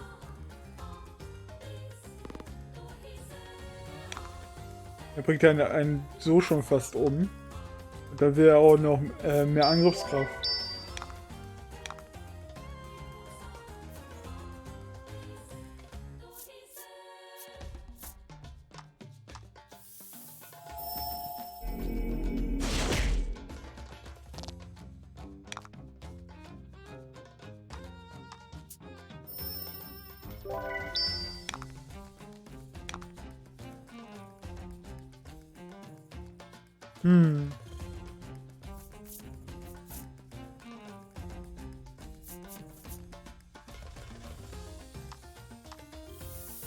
Ich glaube, ich vergifte ihn lieber nochmal.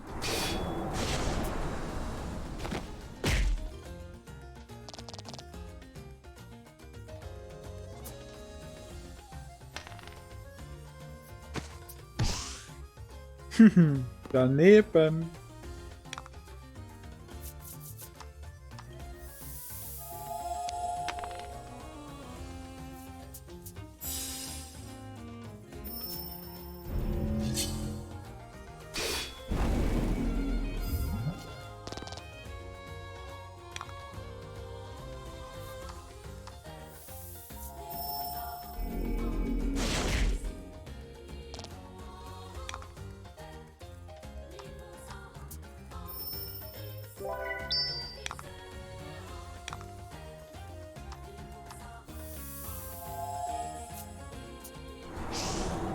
Wie daneben.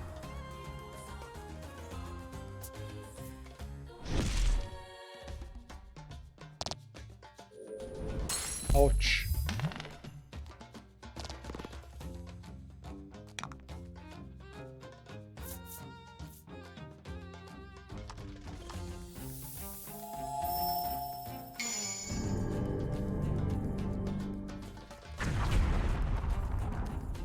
Magnificent. Ich hätte jetzt auch gemeckert, wenn sie genau 15 gemacht hätte.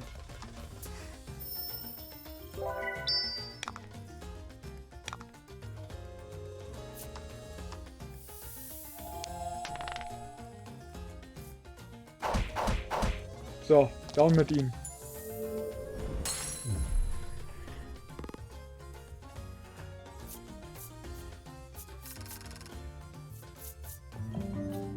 Sehr schön, Level up.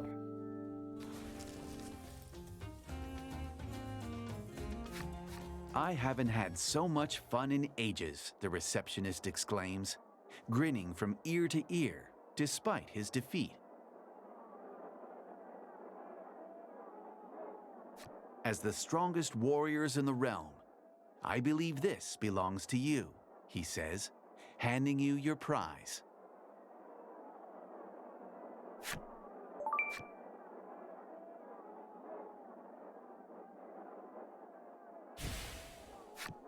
Sehr The schön. man takes your hand in his and gives it a firm shake.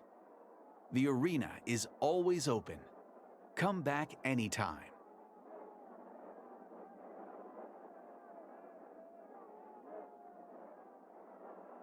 Die Frage ist, bringt uns das was? Come back for a rematch, have you? The receptionist asks. Also, scheinbar nicht. You shake your head and say you'll come back another day. But Hätte are sein unable to können. ignore the slightly disappointed look on his face. Das sounds like a you problem. Oh, ich kann die anlegen. Ich dachte, okay.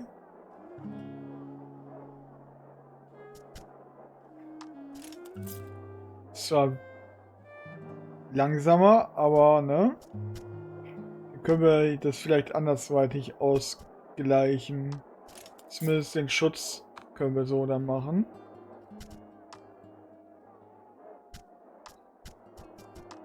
Und für sie ist bestimmt das hier gedacht.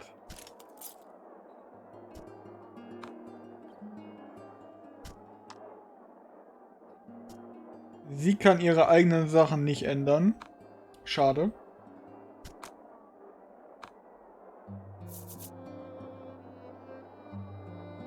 Bin zwar langsamer, ich mache Damage dann.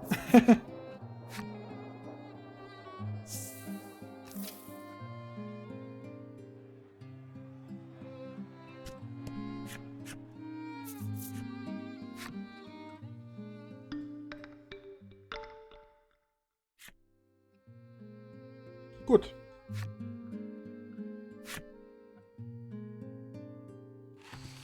Da speichere ich aber auch besser, weil wir haben ja jetzt gerade ein bisschen was gemacht.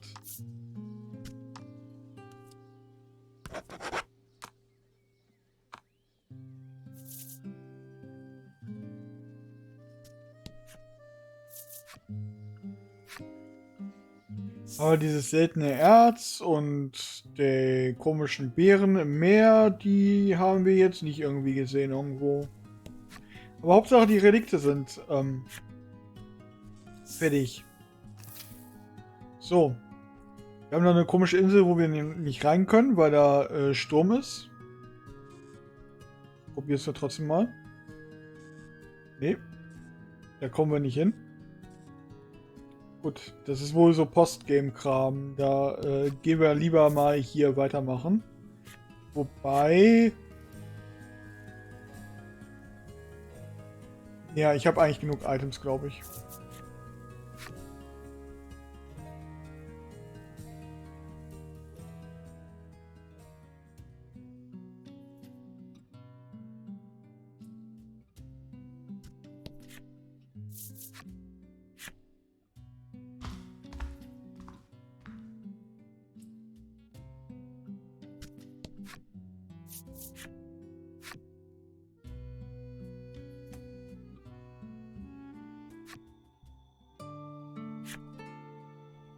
So, da wären wir wieder.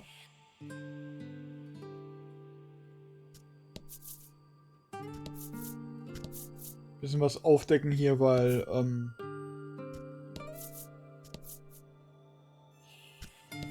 wäre ja sonst ein bisschen dumm.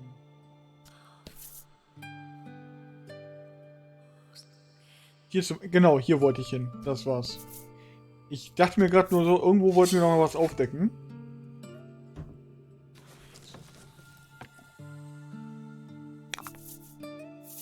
Show 'em what you got.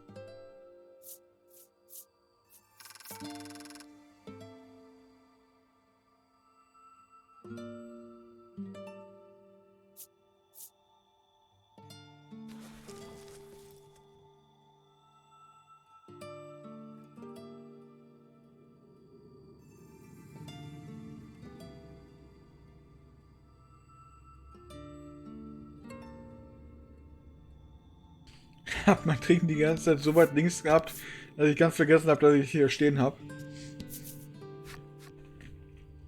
Schatzkiste. Ausweichring. Okay.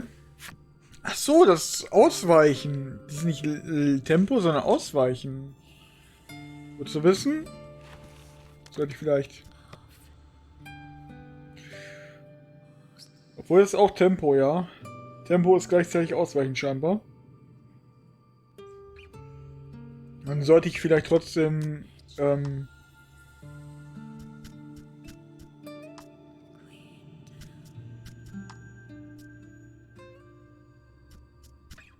haben auch nichts, was beides macht, ne?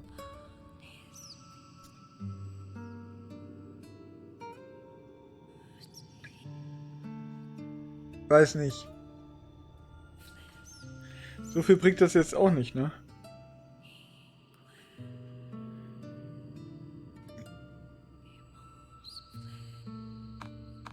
Lassen wir das so.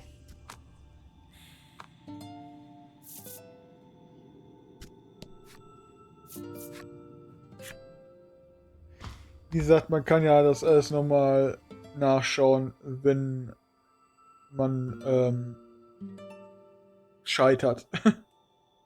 Halt nochmal grinden, nochmal andere Ausrüstungen versuchen und so weiter.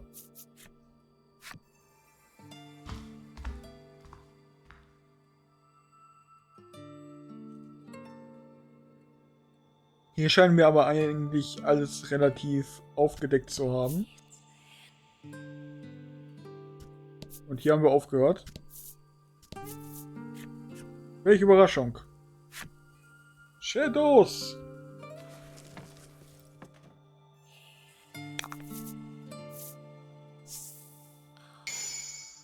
And fight.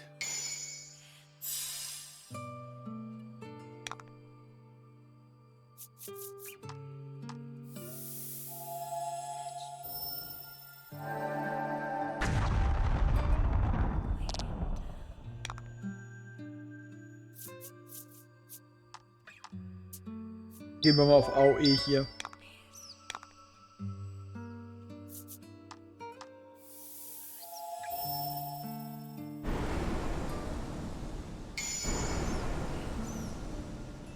Magnificent.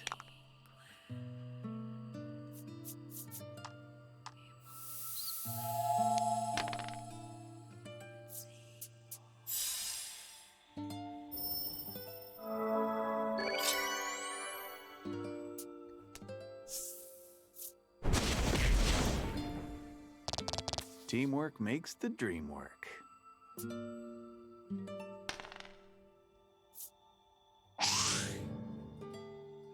Immerhin sind sie allen ausgewichen und er ist resisted. Oh, Legion der Finsternis, das war doch irgendwie doof, ne? Ja, geht.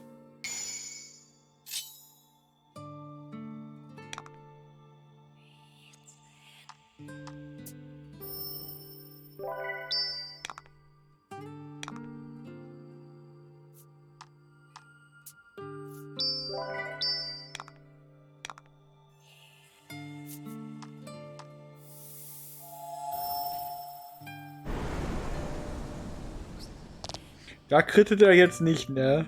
Wo es sinnvoll wäre. Aber heilen wir uns erstmal.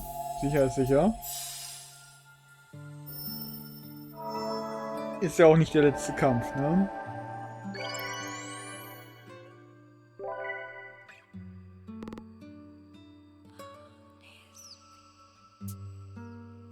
Ja, nee, ist klar. Direkt dahinter.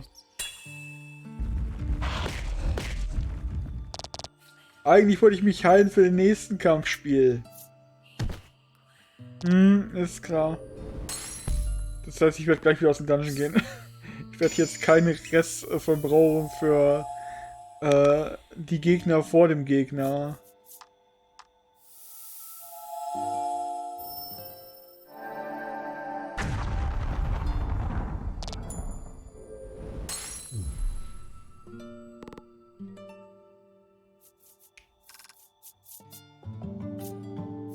Super, er hat wenigstens ein Level abbekommen.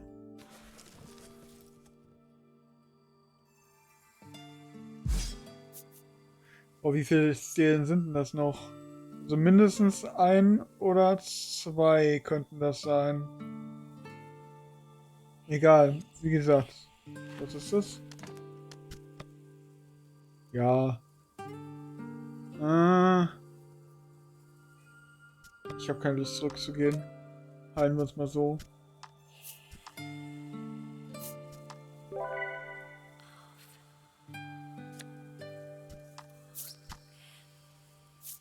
Werde ich wahrscheinlich beim Endkampf bereuen, aber schauen wir mal.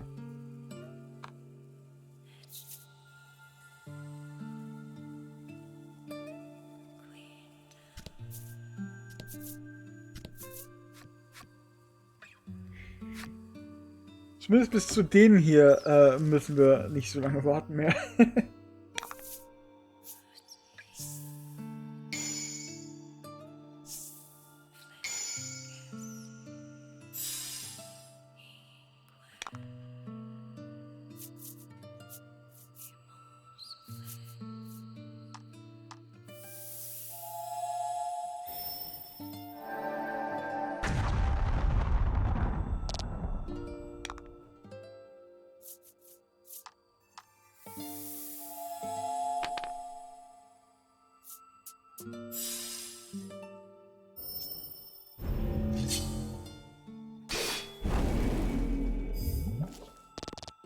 Teamwork makes the dream work.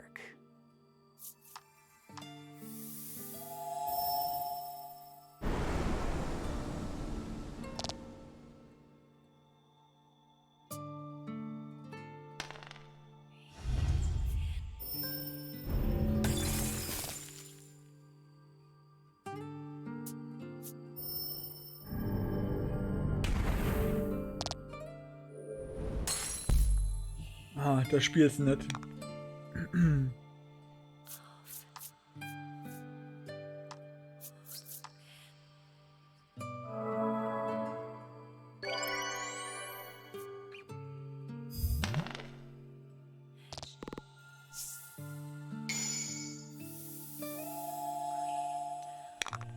Jetzt, wo der heilen konnte, nicht mehr dran ist, da kriege ich die Juwelen hier ran, ne?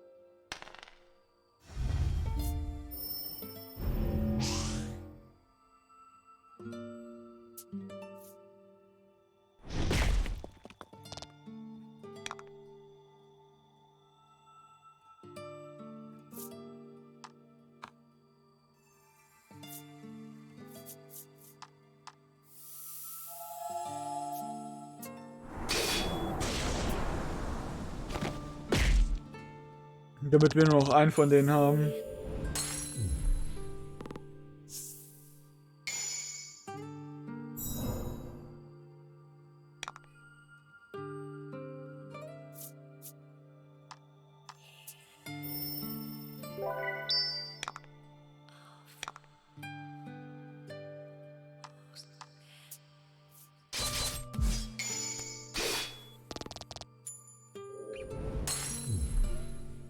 Good work.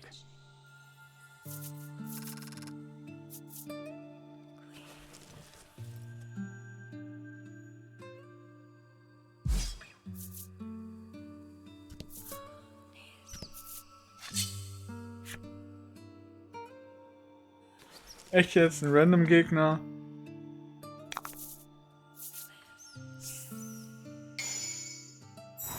Ah, okay, vielleicht können wir es hier heilen.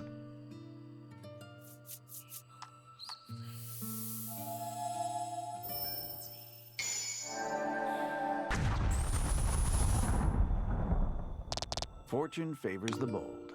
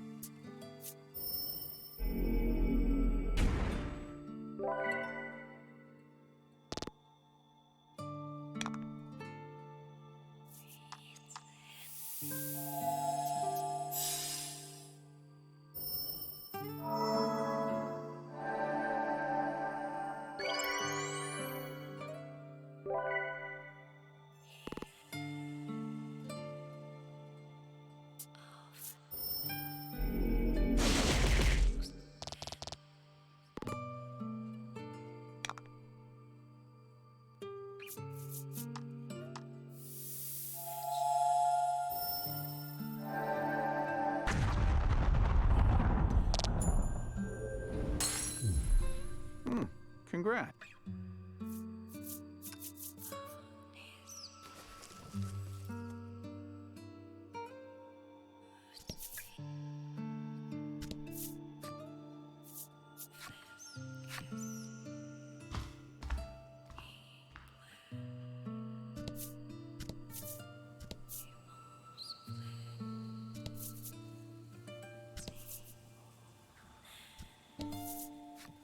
The maiden is the island's last hope, the old woman wails.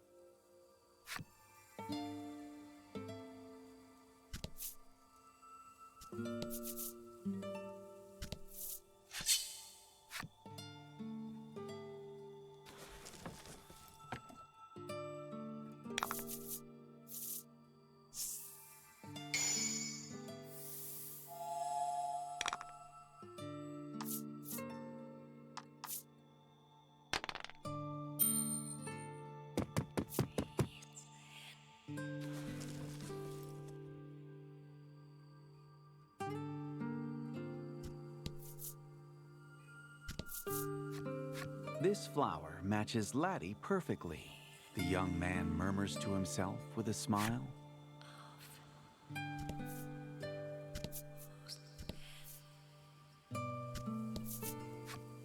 Our village is in your hands, he says, looking at you all solemnly.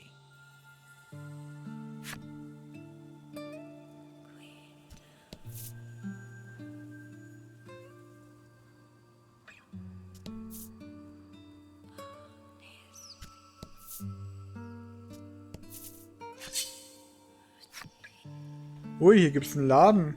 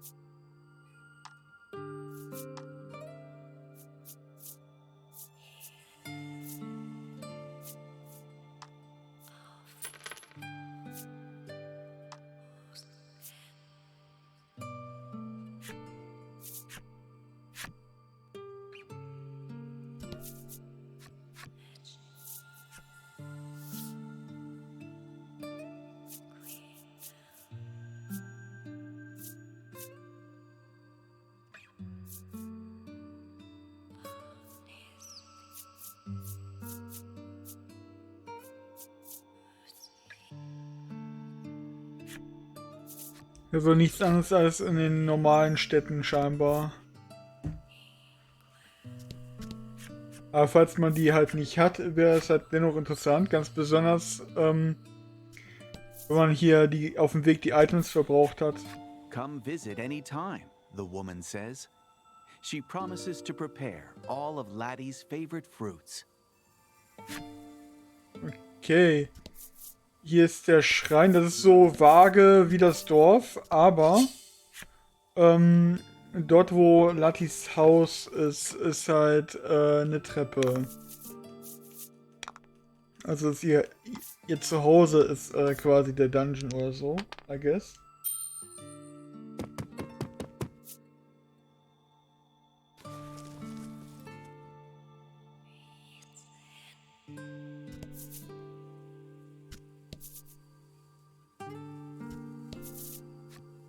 I stand by the maiden forever and always.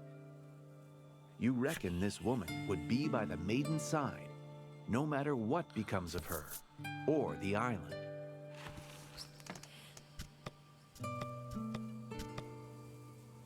speichern wir mal kurz, dann gucken wir in den Tempel rein und dann gucken wir, was die Treppe so bringt.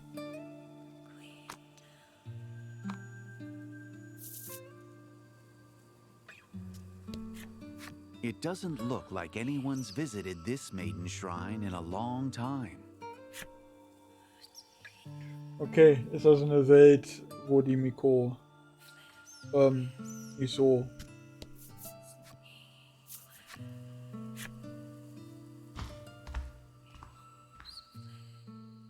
Oh, da ist Lati. Ich meine Raki. Raki, Lati, wie auch immer. Endboss, I guess. A girl stands before the altar, gazing up at the ominous night sky through the collapsed ceiling. Her hand puppet, its mouth opening and closing rhythmically, turns to face you. What could have driven it to wreak havoc on the heart's domain, after it made no small effort to help you set it right?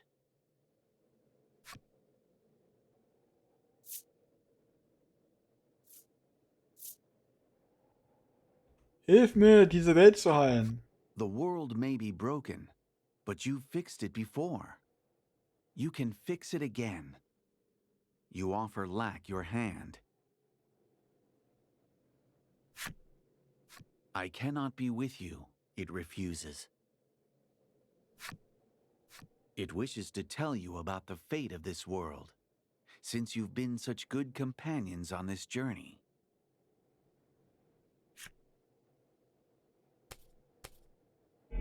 Lulux, Melfert?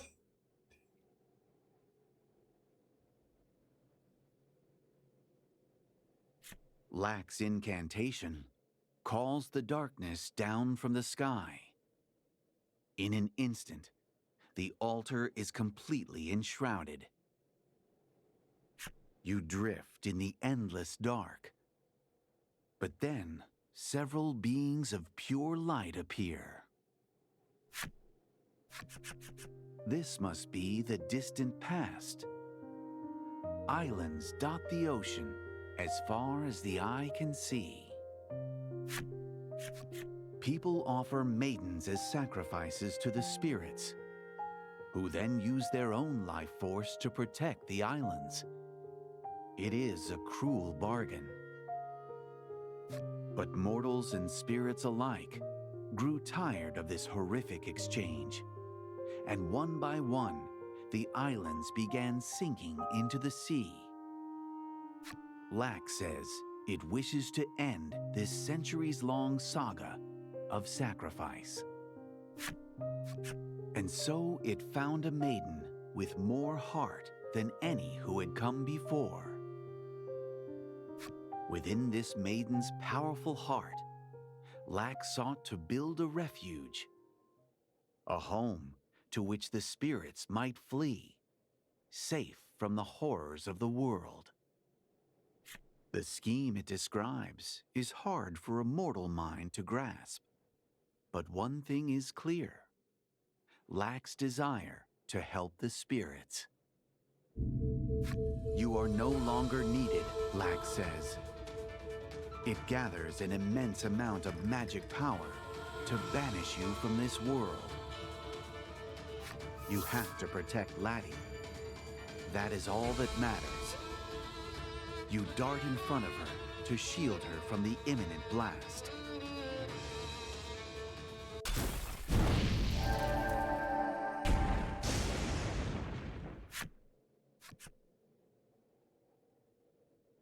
Lati, alles in Ordnung, bist du verletzt? Du musst vorsichtiger sein, sonst erwischen sie dich noch. Wir sind hier, um dir zu helfen. Ich hoffe, du fühlst dich geehrt. Oh, wo habe ich denn jetzt schon wieder meine Waffe? The friends you've made on the journey leap to your side in your hour of need. I see we are destined to fight, Lack says, before escaping through a rift that opens up before the altar.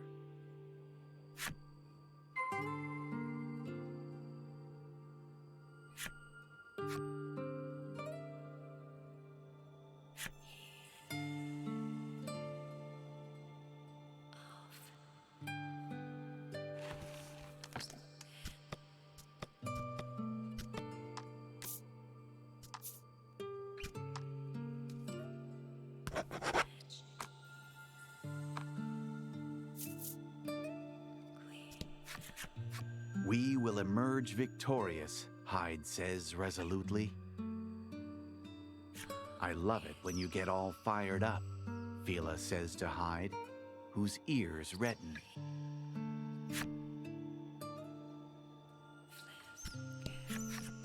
I will not tolerate another failure, Lanka yells, her fist noogieing each word against poor Krim's skull. Apparently, Krim had stepped on her foot, nearly tripping her.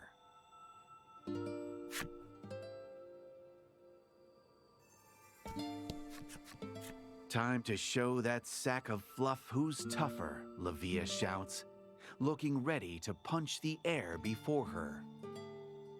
Try to keep your wits about you, Gladio sighs, his words slightly muffled by his mask.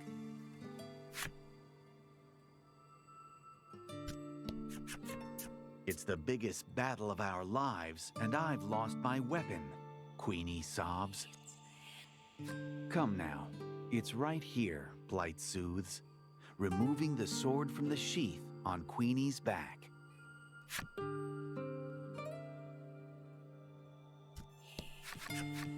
End this so we can return to the village, Greeth implores. Laddie's mother smiles and nods in agreement.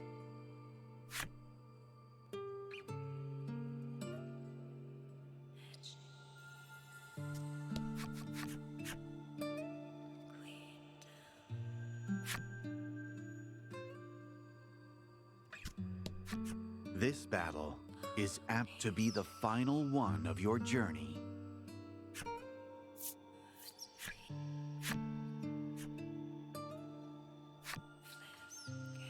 Wie, sie verlassen die Gruppe. Damit habe ich auch jetzt nicht gerechnet. Darkness is all around you. Darkness. And within that darkness, a giant shade, as big as any island, wriggles and writhes.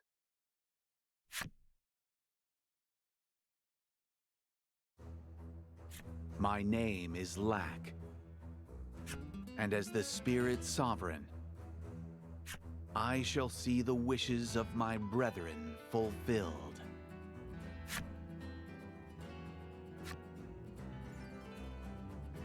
Der Geisterkönig zieht seine große Macht aus den anderen Naturgeistern, die er unterworfen hat.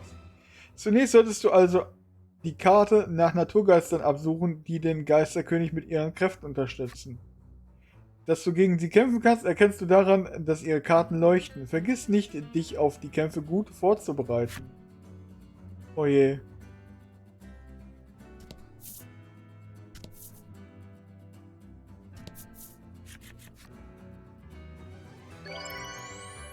You are bathed in a warm, comforting light. Magical power issues forth from Laddie's mother, healing your wounds. Be careful, Laddie's parents implore, as they see you off to the final battle.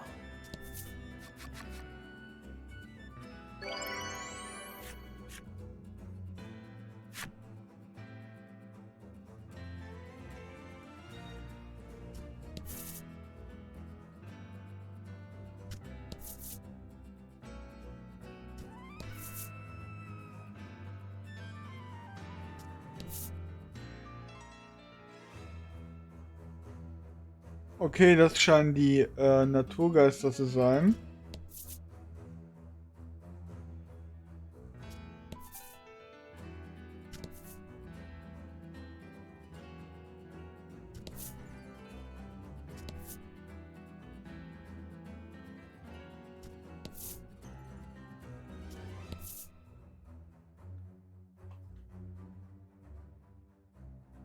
Okay, da ist das Mädel, was ihn in der Hand hatte, so leicht mit einem verklumpten Arm, der in die Masse reinragt.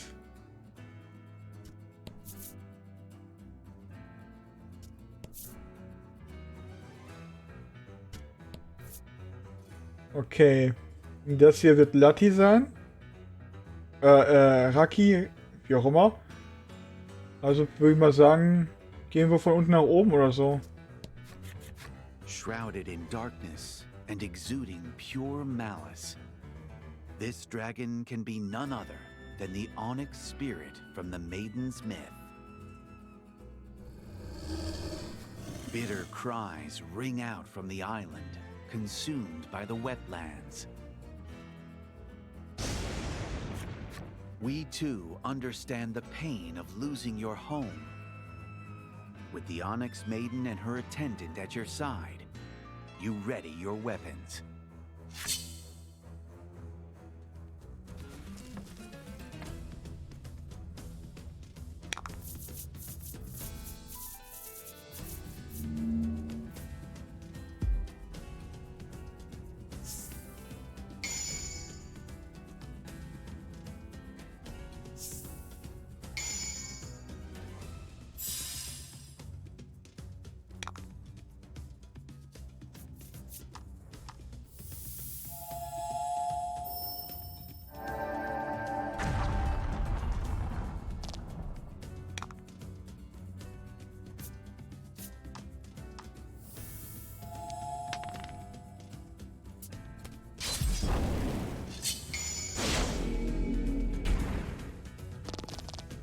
Fortune favors the bold.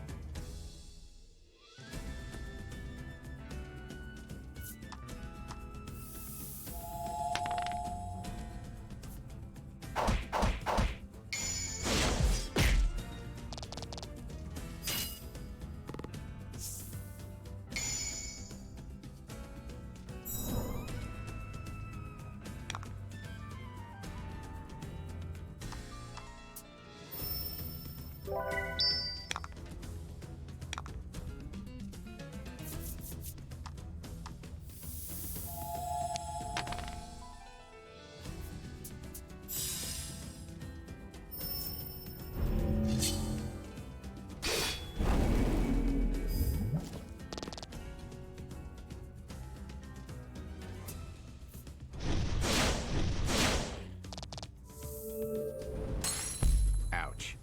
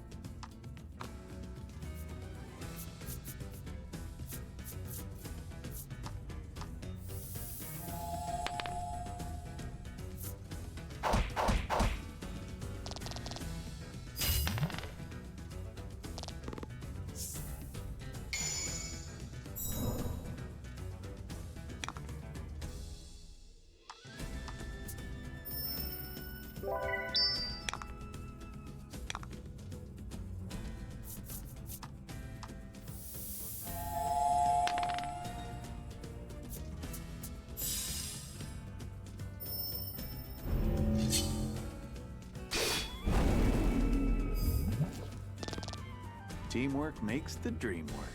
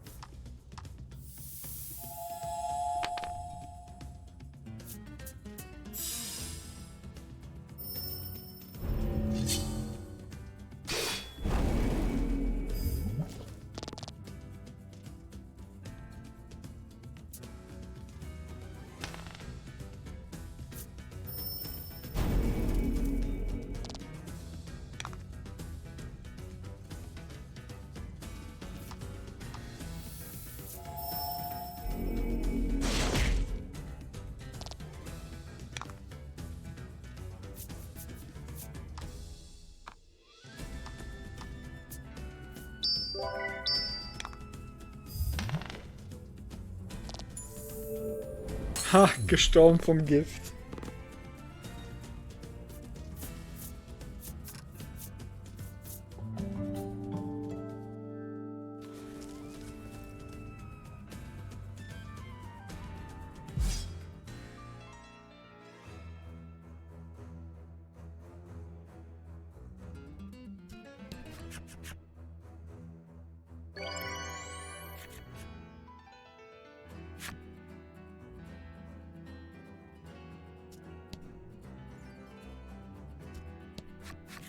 A skeletal knight shambles forth from the shadows.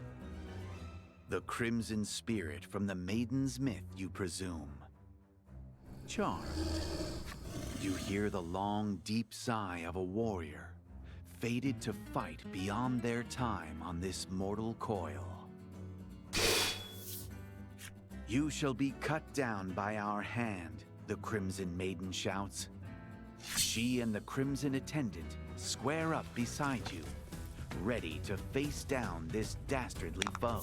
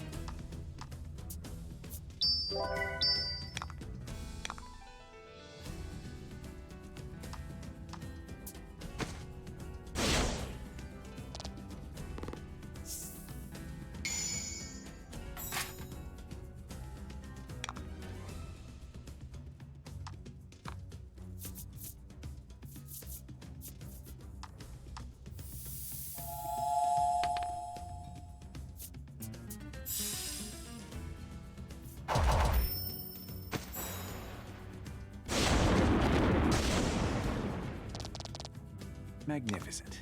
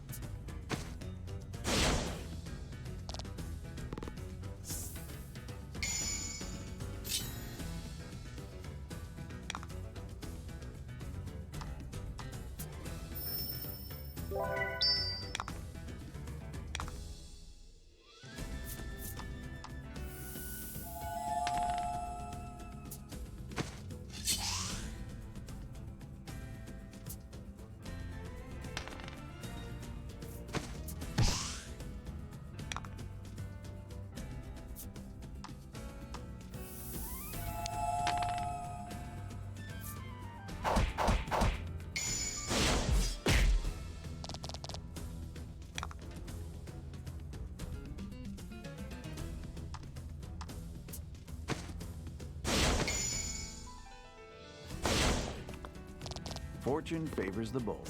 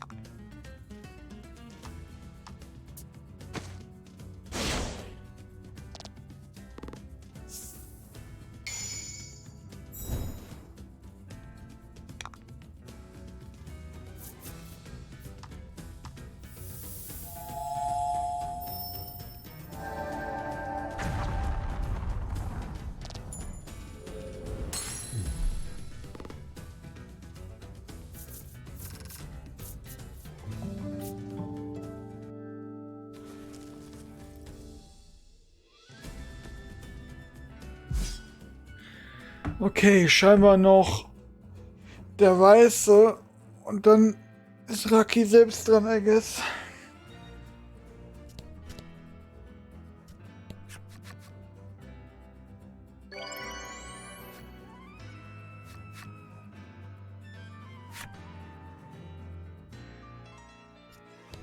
You can't leave until this is all over. You turn to face your friend. An enormous octopus wriggles its way out of the shadows. The Azure Spirit, no doubt, just as the maiden's myth described. And that woman, clad all in white, must be the Ivory Spirit.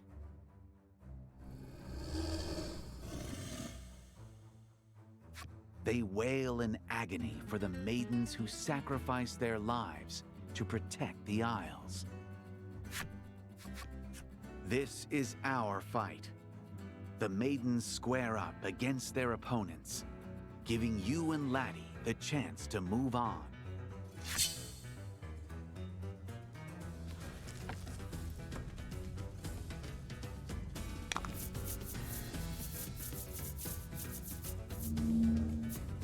Oh nein.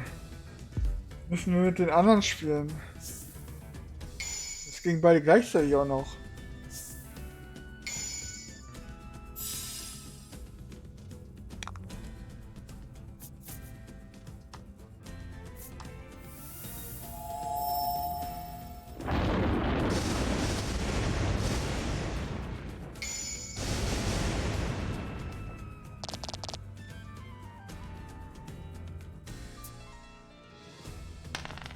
Weißt du, dürfen nicht mit unseren Leuten spielen, ne? Aber die dürfen schön unser Inventar benutzen oder was? Ja, nee, ist klar.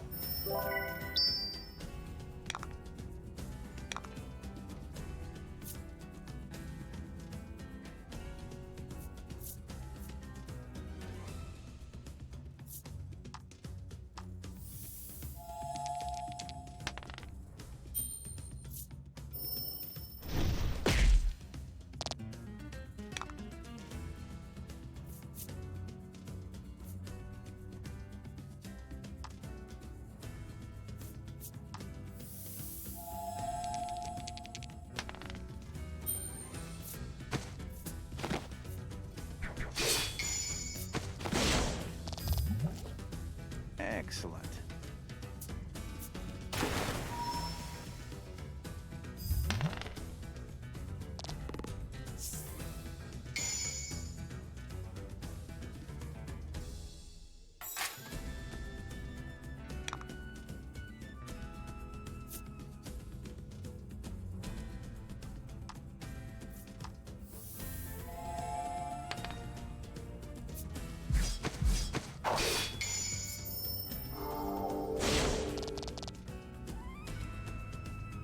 Natürlich resistet der Siegeszustand. Das wäre ja auch schön gewesen.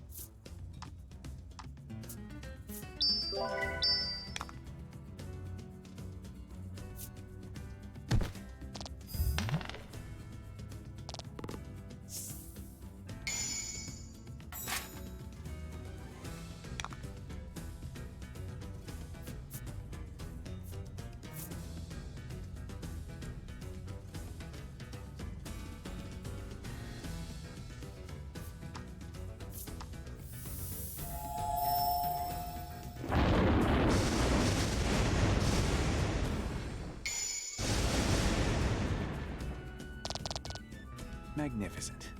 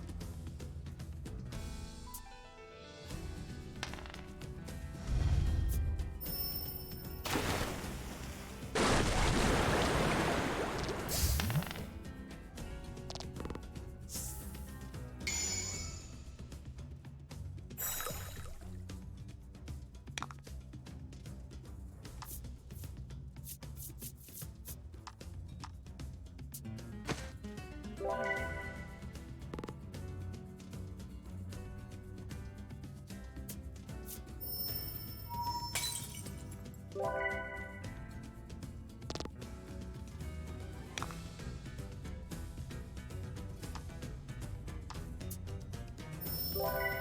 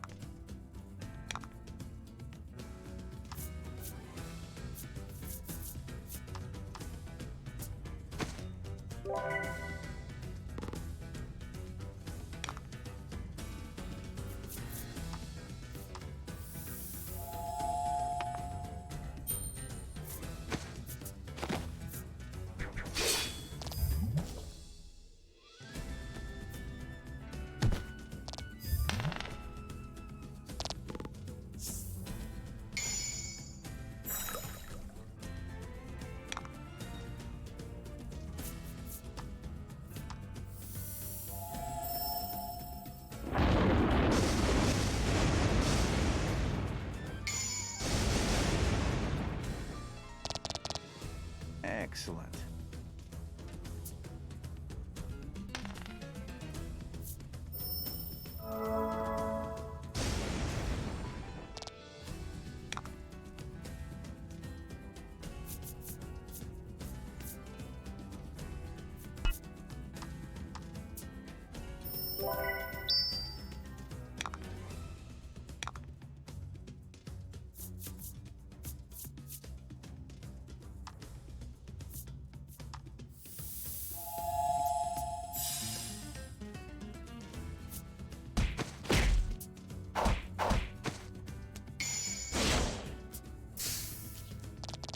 Two fight as one.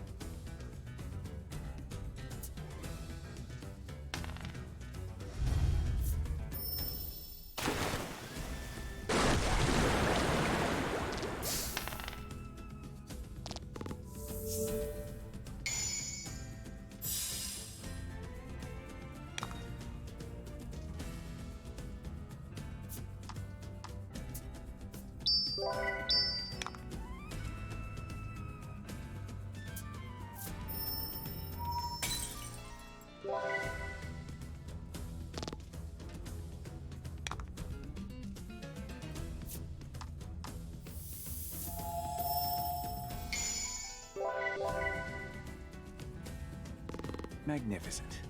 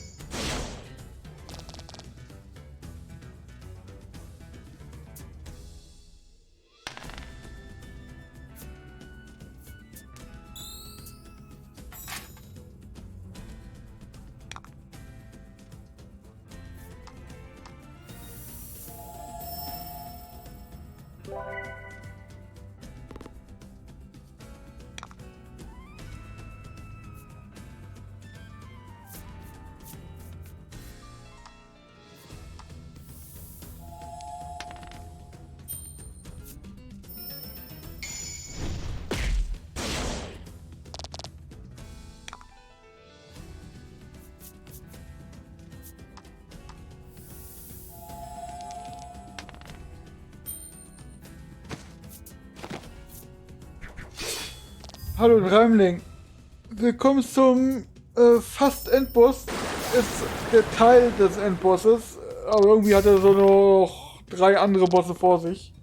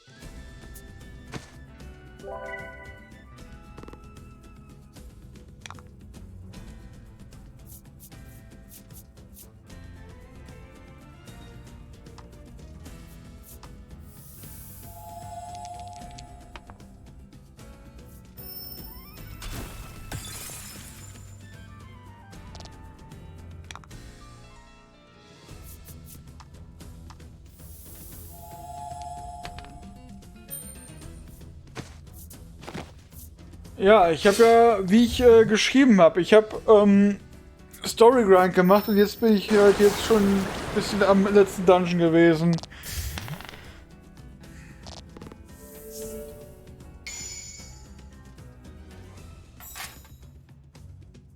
Will das Spiel heute halt endlich durchkriegen, weil das zieht sich schon zu lange immer. Okay, mein Controller ist ausgegangen. Mein Bildschirm ist schwarz. Ah, jetzt ist wieder alles. Oh, toll, das Spiel ist abgestürzt. Warum? So, probieren wir als erstes den zu machen, wo wir Probleme haben. An enormous octopus, and that woman, clad all in white, must be the eye. They wail in agony for the maidens who. This is our fight. Yeah. The maidens square up against Sagt mal, was ihr their könnt bei opponents, eurem Fight. giving you and Laddie the chance to move on.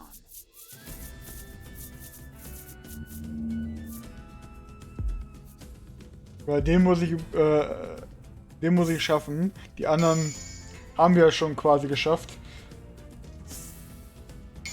Die müssen wir einfach nur nochmal machen. Aber der hier halt wegen Fremdcharakter macht das am meisten Probleme. So.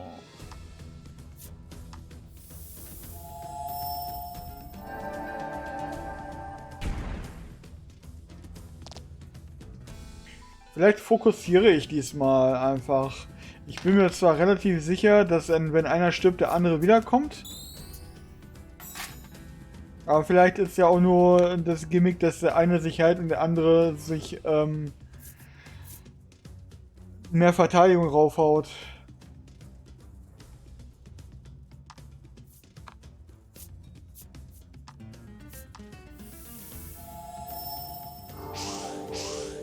Ja gut, das fängt ja super an.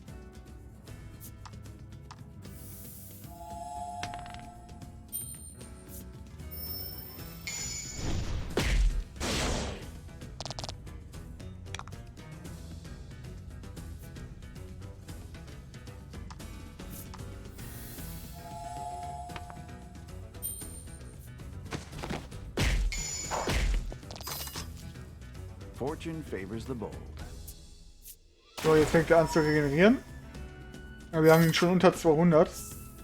Noch.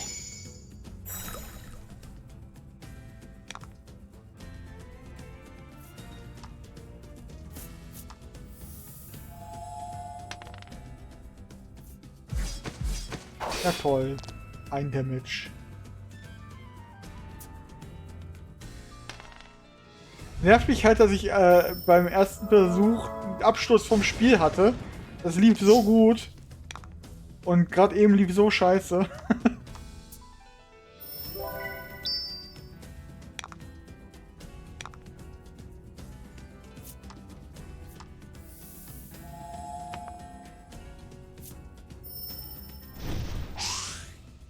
So viel dazu, zum Thema lief scheiße.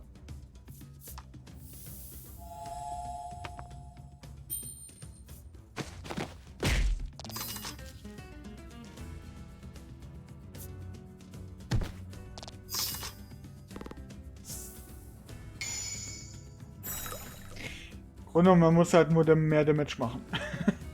Easy!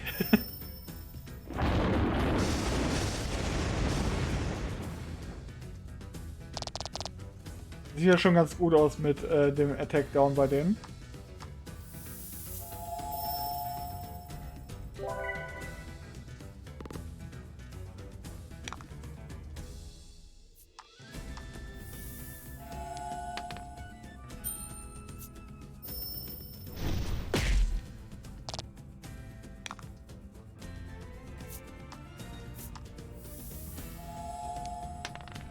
Oh, wieso kann der nicht einfach... Aber er macht viel Damage mit der Attacke, deswegen benutze ich die jetzt wahrscheinlich ein bisschen lieber als Gift. Gift hatte ich gemacht, um der Heilung entgegenzugehen.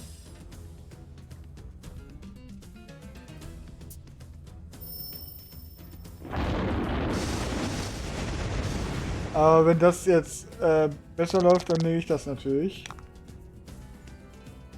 So. Ja, halt erstmal.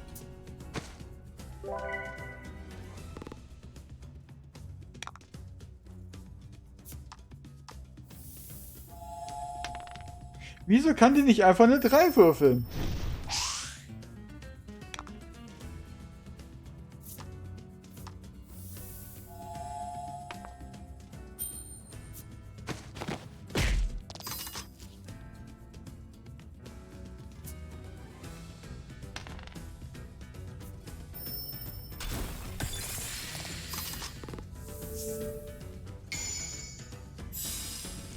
Die blaue ist fast tot.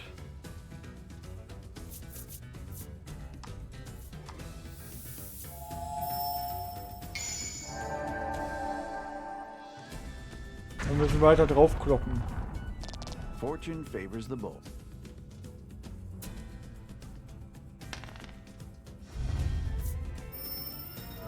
Wie er immer die weiße Miko paralysiert.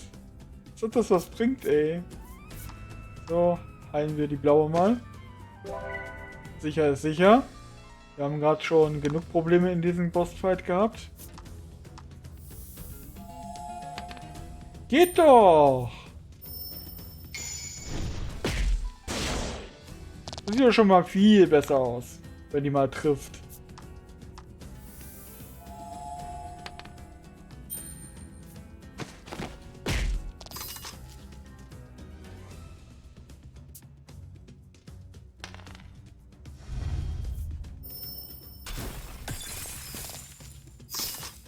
Kannst du mal bitte nicht?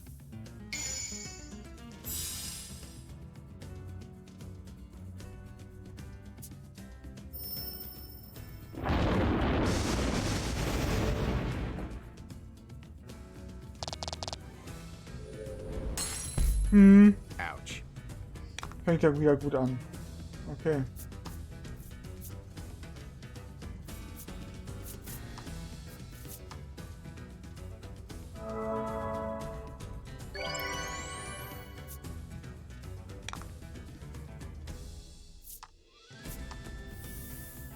Immer Damage rein. Wenn er den trifft. Sehr schön.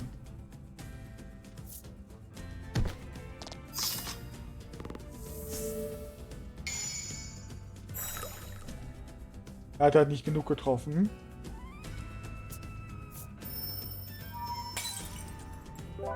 Bei der ist okay, die hat noch Leben.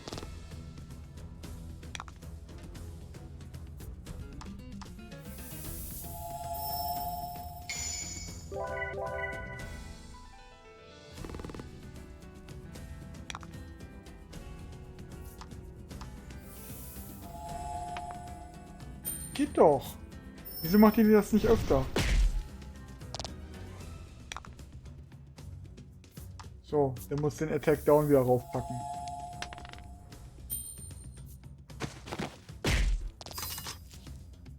Jetzt, wenn man ein bisschen aggressiver ist, geht das ja schon ein bisschen besser scheinbar. Aber das größte Problem war halt, dass wir vorhin keinen Rest mehr hatten und jetzt ständig die Leute down gegangen sind.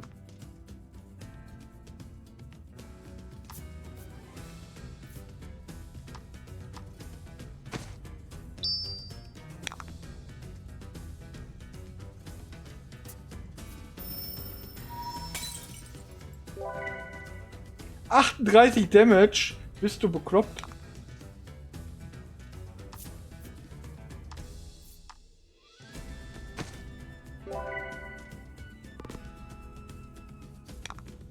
Betreiben halt auch immer, ne?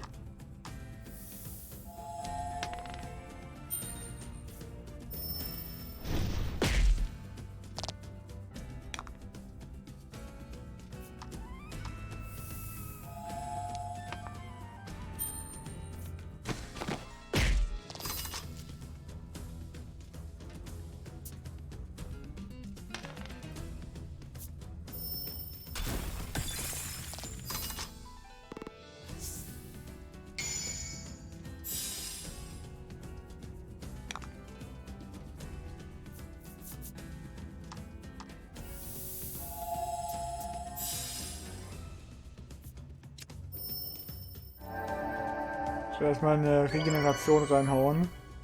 Dann müssen wir auch weniger heilen.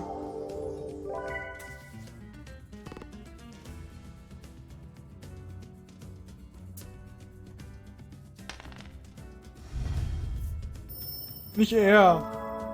Oh, Menno.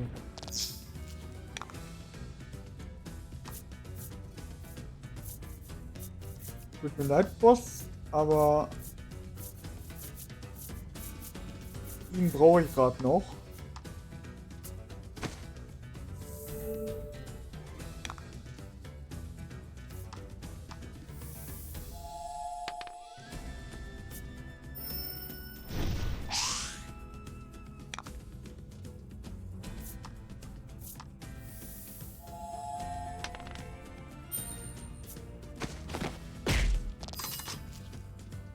So, bevor die Qualle down ist, müssen wir ein bisschen den linken weiter runterhauen, für den Fall, dass wir sie gleichzeitig töten müssen.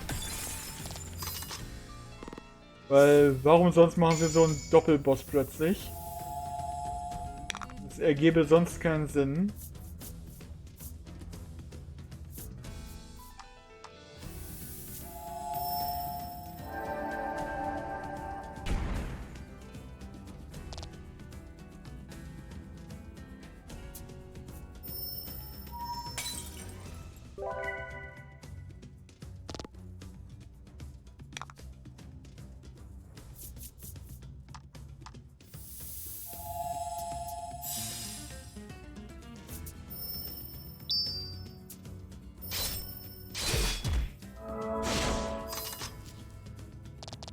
two fight as one.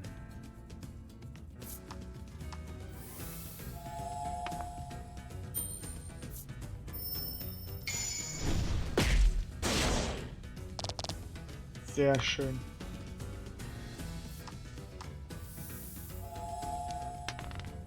Ja, nicht so schön.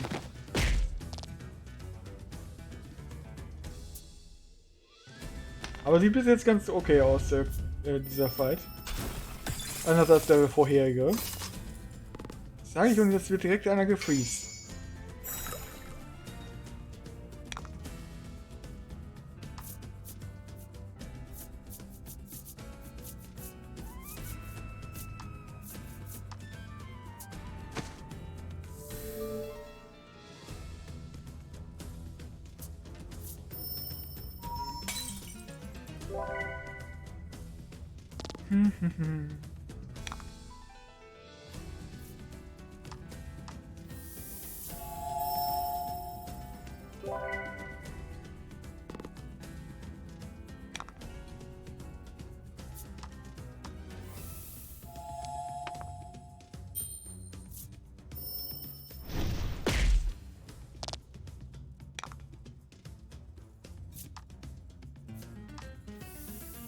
So, für den Fall, dass bei dem gleich ausläuft, mache ich den da. Weil der hat ja seinen Heal, der andere hat nur Verteidigung.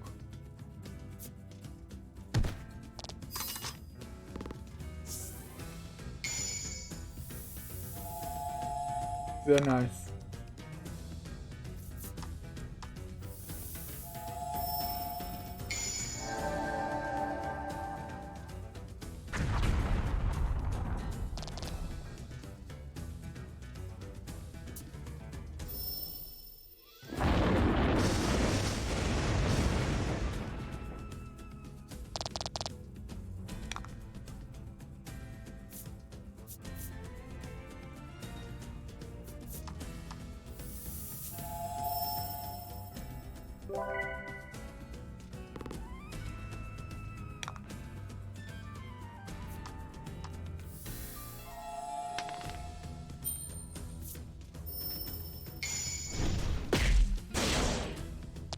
Fortune favors the Das bold. sieht sehr gut aus. So, jetzt müssen wir auf links konzentrieren, hoffe ich. Ich hoffe natürlich, dass er eher keinen von denen bevorzugen muss, aber das hier ist natürlich das, was sinnvoll wäre wahrscheinlich.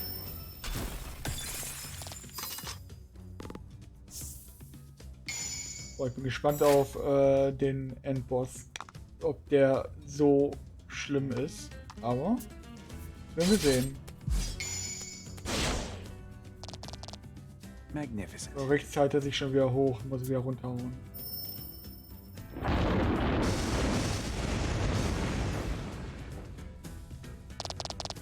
Wieso macht er so viel Damage, wenn er es nicht soll? Hör auf damit.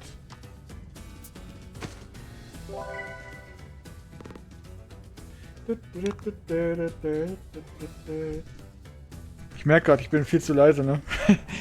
Das passiert, wenn ich ein bisschen weniger in das Ich bin ein bisschen leiser manchmal, wenn ich länger spiele. Ha! Beide gleichzeitig. Wie beabsichtigt. Ja, nur XP, weil es nicht unsere Charaktere sind.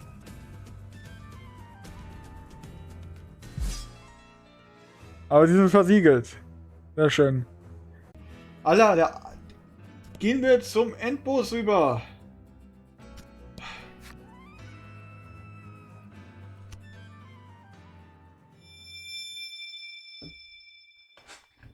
Die olle Stoffpuppe.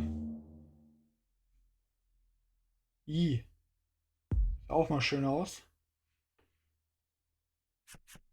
Lack, you shout your friend's name at the spirit sovereign, though the creature no longer resembles the cuddly plushie you once knew.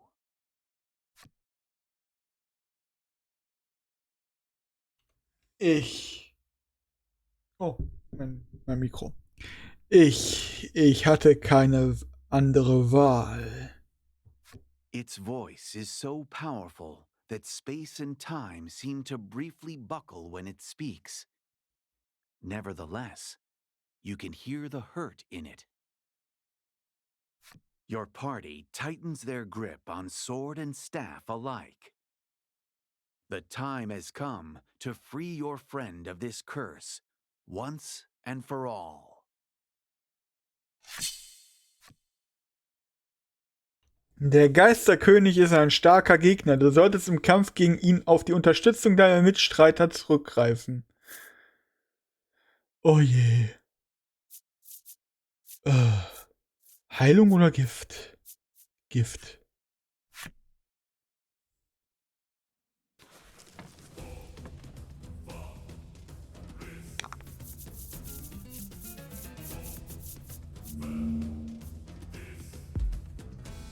Fucking 100.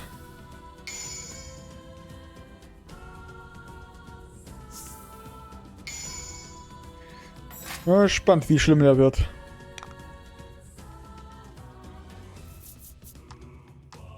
Lichtdamage.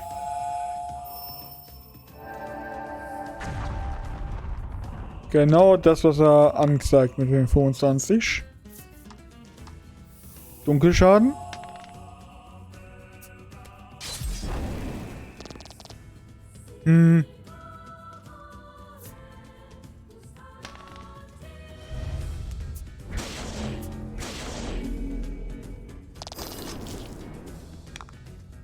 Au.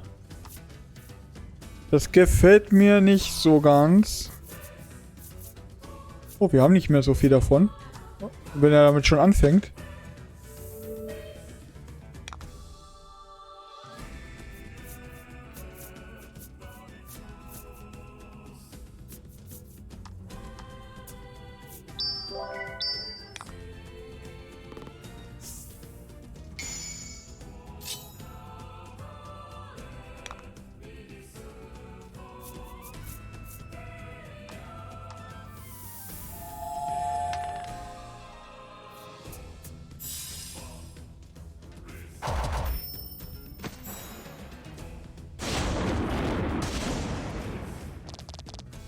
Two fight as one.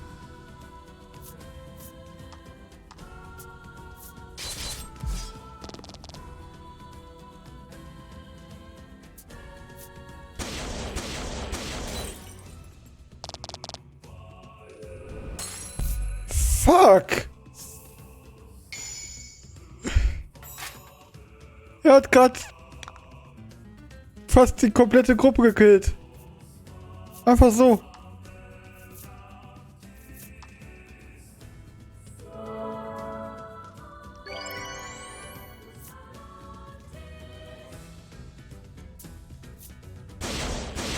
Was? Direkt dahinter nochmal? Oh. Alter! You have fought valiantly, yet all your power is still no match for the Spirit Sovereign. Ich merke das schon. Ist das geskriptet gewesen? Scheint mir so gerade so. Wenn ich da schön Dialog kriege statt Game Over. The Sovereign's fangs loom over you, ready to tear into your flesh. With the last bit of strength in your body, you pull Laddie close.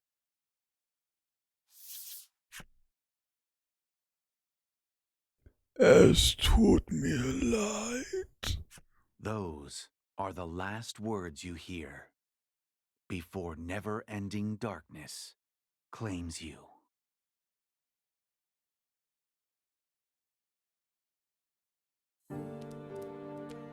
Doch ein normaler Game Over. War nur mit Dingen versehen. Oh nee, jetzt nochmal. So, dann können wir mal gespannt sein, wie es diesmal wird. Und ich denke mal, ich nehme diesmal die weiße Miko mit, weil die schwarze war irgendwie nicht so die beste Idee, glaube ich.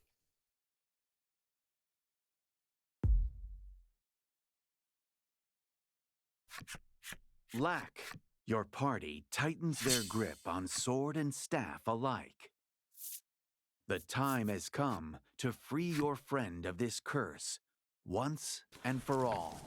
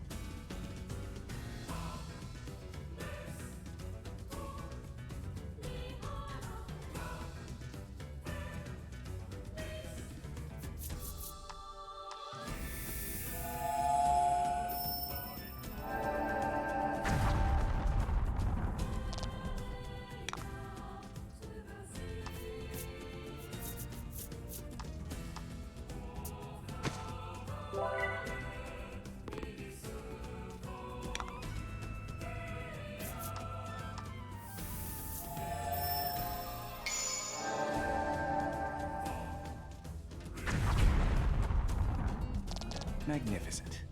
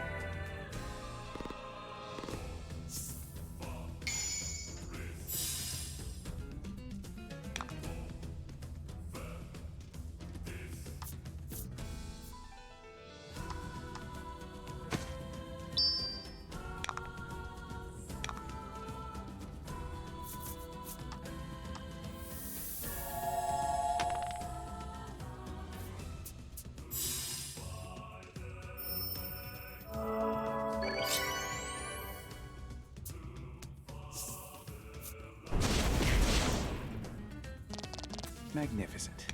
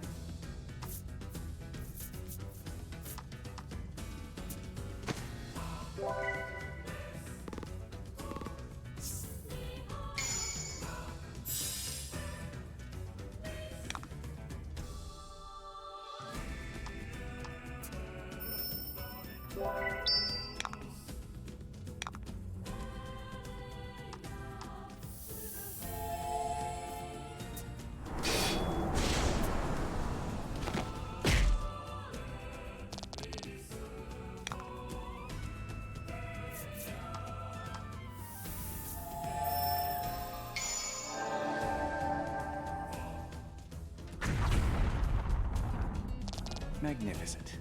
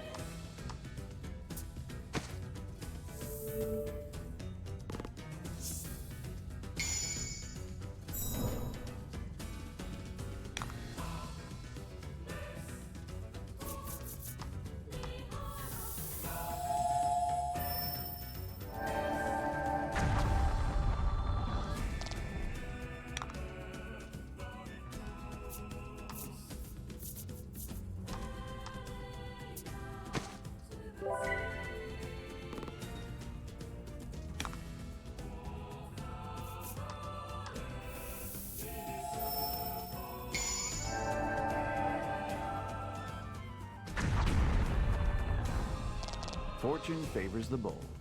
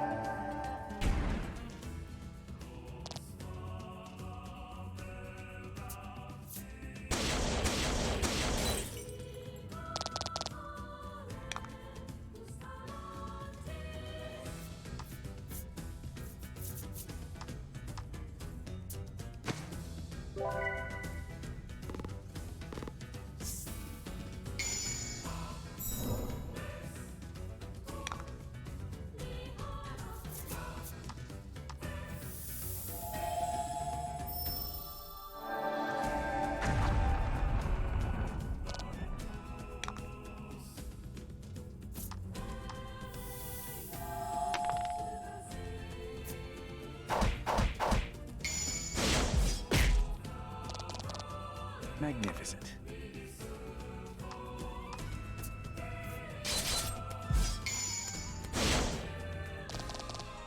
Magnificent.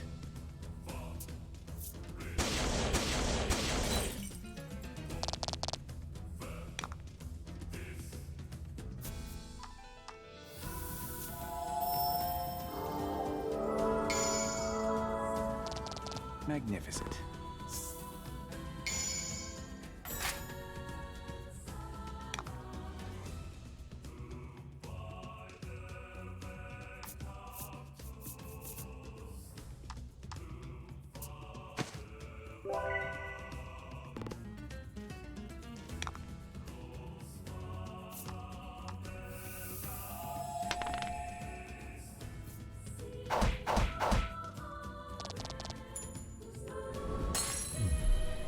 Ja, Mann.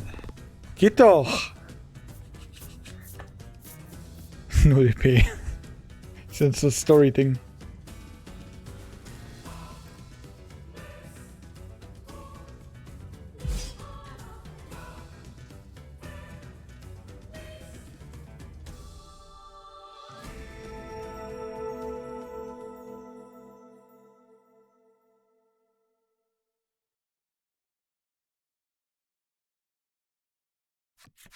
You emerge victorious from the bitter fight for the fate of the world. The spirits are vanquished, one and all.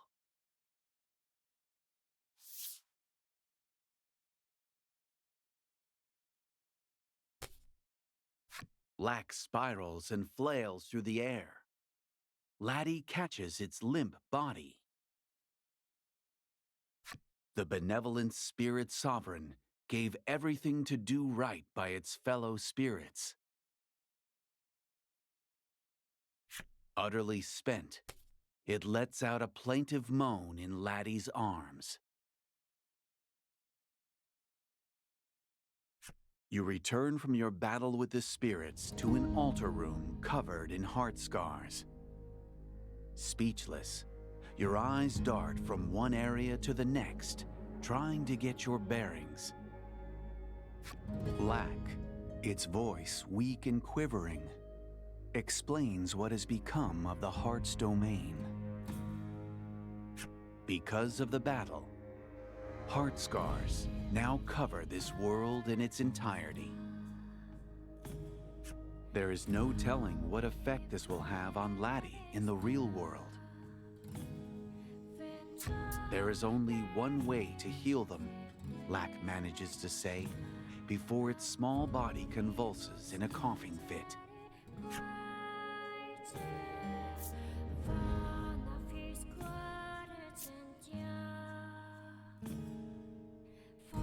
Was ist denn das für eine Wahl? Ich habe doch nur eine Wahl hier. The same way you've healed all the other heart scars you imagine. The maiden's relic, you say.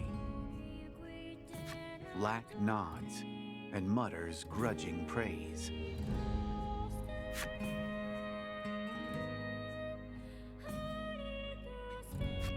The dazzling light of memories of the maidens suffuses the relic.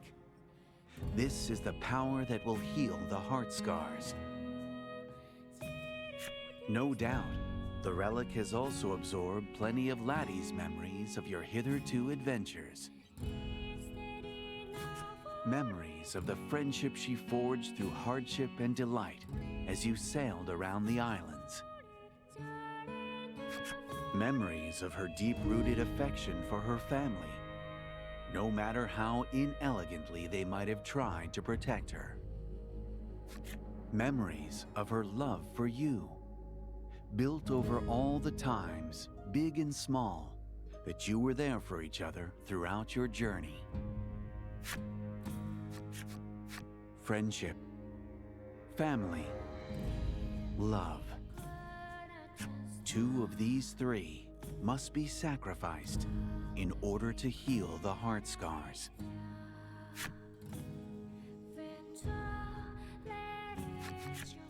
Laddie must make an awful choice with the memories she has been entrusted.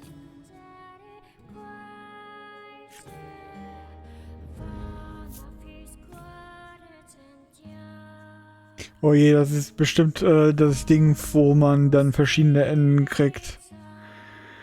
Dann muss man den Bossfight nochmal machen, wenn man hier nicht anders hinkommt. Muss einen anderen Weg geben. You ask Lack if there's another way to heal the heart scars, but it only averts its gaze.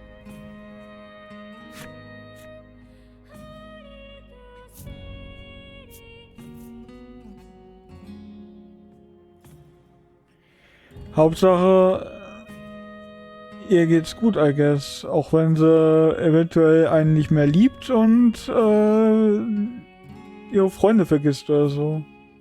You can see the determination in Laddie's eyes. Though your chest feels about to burst, you respect her wishes. Laddie smiles faintly, as if saying, I always admired your kindness. Lack begins to float in the air. Approach the altar when you have made your choice.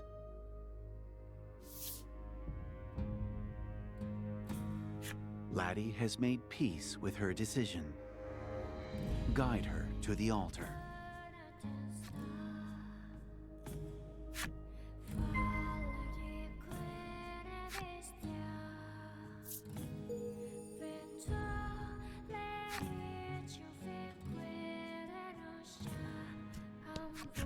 You run your hands through Laddie's hair, cradling her head.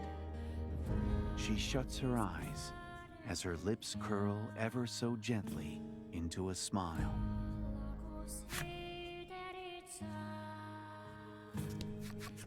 Her parents pull Laddie close. They hold each other tight, trying to keep their family together just that much longer.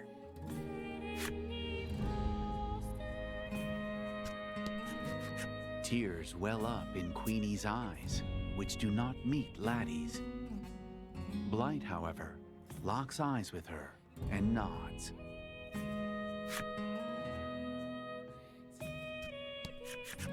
Gladio stands watch as Laddie exchanges a fist bump with Livia.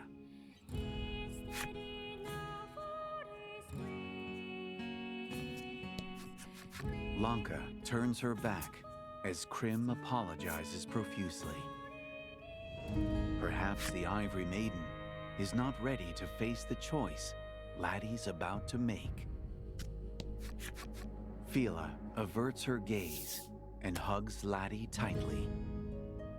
Hyde, too, keeps his eyes fixed on the ground beneath him.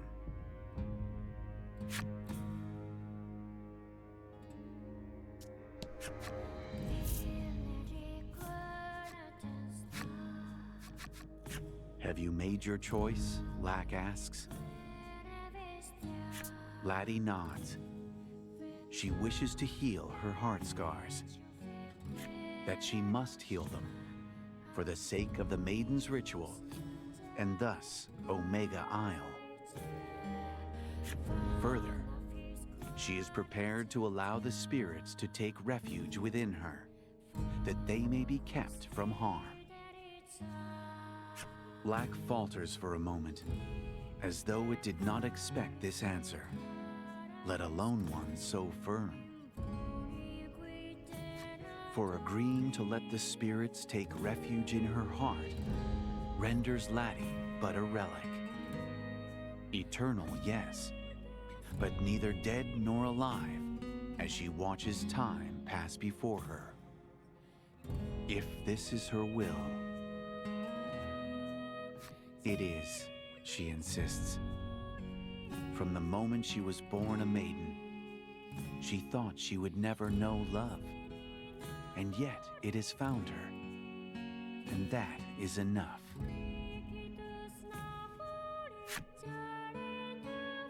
She turns to her companions with a solemn look on her face.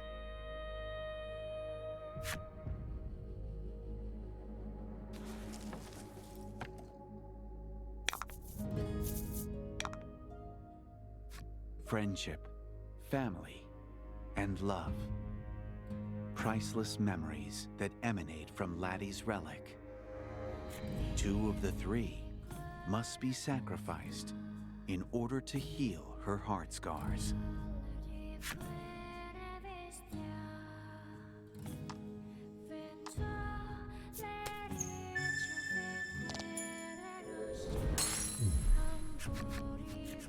Laddie turns to her loyal companions.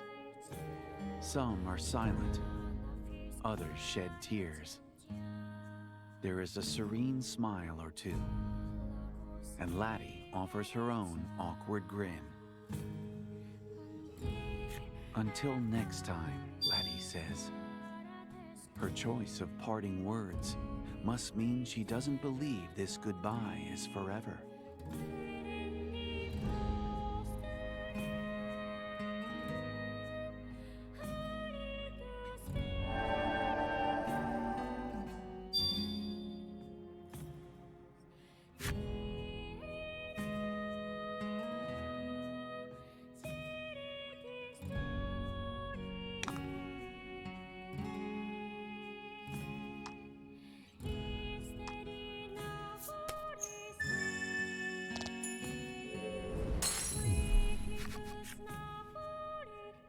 Her father was always too strict, and her mother was always ready with a smile. But they both stand before Laddie, now with tears in their eyes. Tears, not of sorrow over parting, but of joy in aiding their daughter.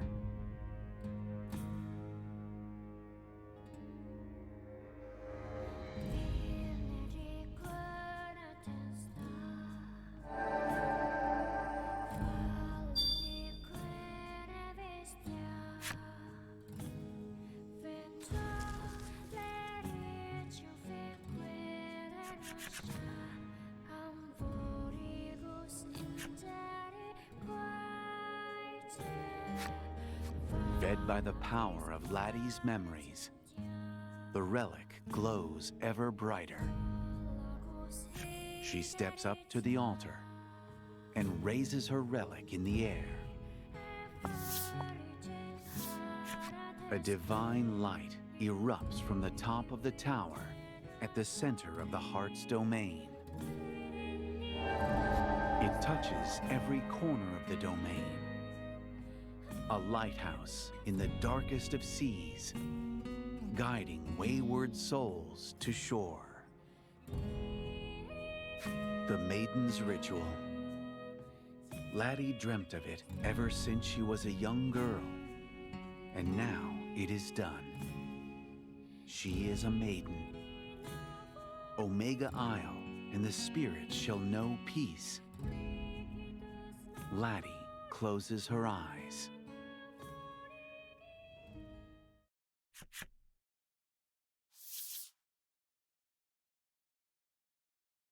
Holding fast to the memories of her love.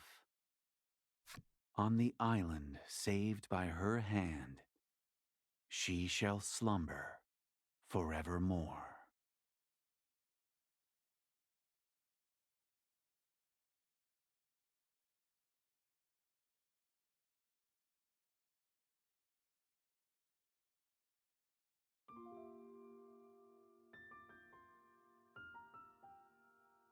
Da haben wir's. Endlich. Ja. Ich denke mal, egal wen wir geopfert hätten. Sie ist halt so oder so am Schlafen. Auf ewig, so à la Dornröschen. Aber, boah. War das ein Endfight. Die haben ja so gar nicht übertrieben oder so. Nein. Naja. Jetzt haben wir es geschafft. Und ich wette, es gibt noch ein New Game Plus oder irgendwas. Aber ja, müssen wir jetzt nicht unbedingt machen. Nach wie lange? Bestimmt schon 8 Stunden oder so, ne? Jupp. 8 Stunden sind wir heute dran.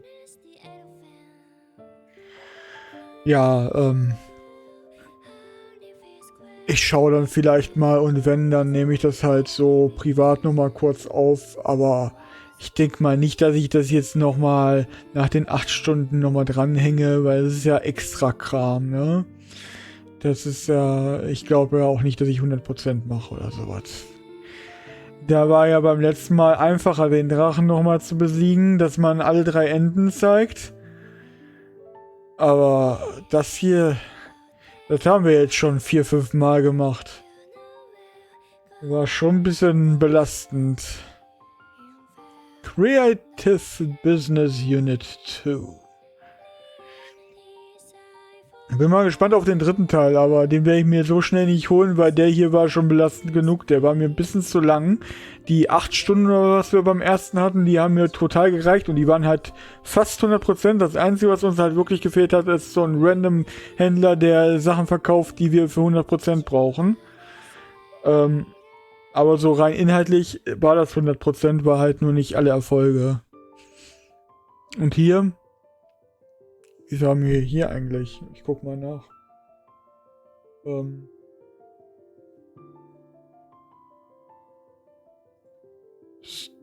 Steam.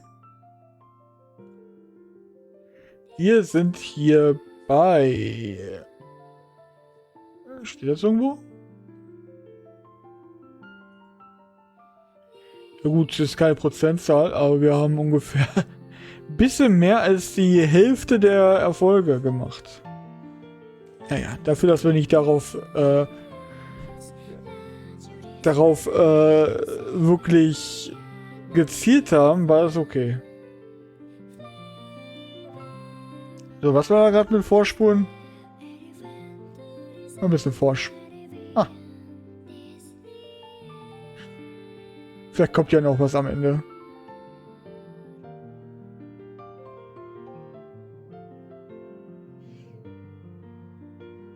Vielen Dank für dein Interesse. Ja, Interesse kann man schon sagen, wenn man das Ding durchgespielt hat.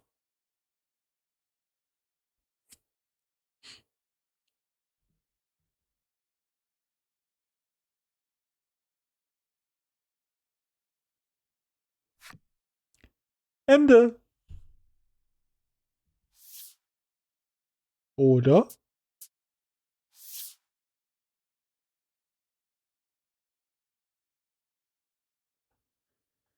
Time continues its inexorable march.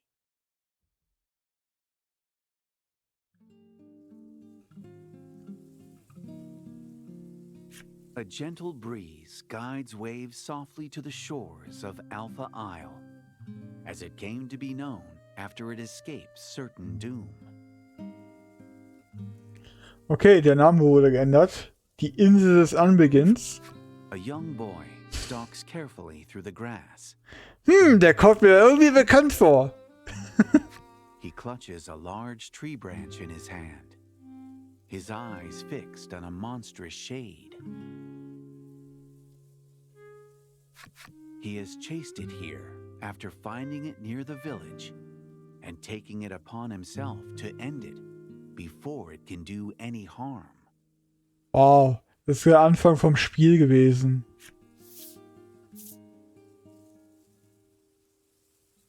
Wow. Rangehen und zuschlagen oder Waffe werfen. Werfen wir, vielleicht treffen wir nicht. Ups.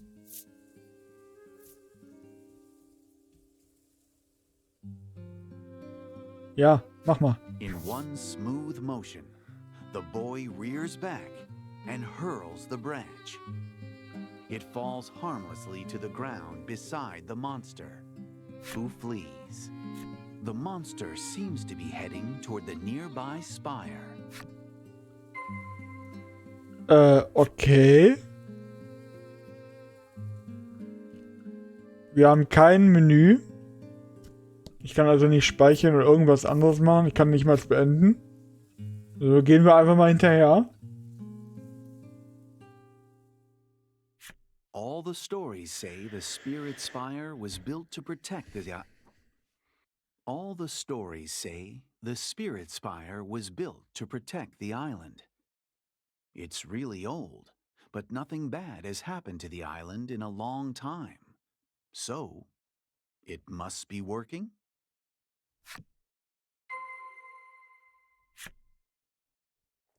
Wow, wie sie einfach den Anfang des Spiels nochmal gemacht haben. The boy Pushy could have sworn the monster ran in Der, here. der trifft dann bestimmt You'll auf just have to Latti. keep looking.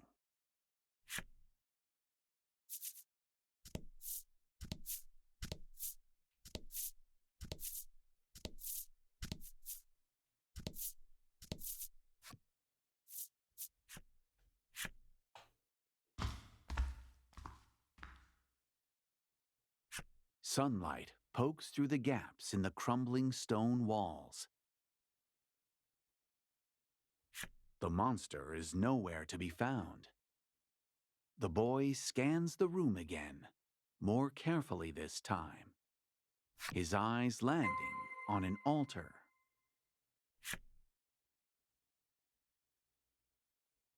Oh, komm schon. Der hat doch gerade schon gesagt, dass er den Altar sieht. Wieso muss ich denn das alles noch aufdecken?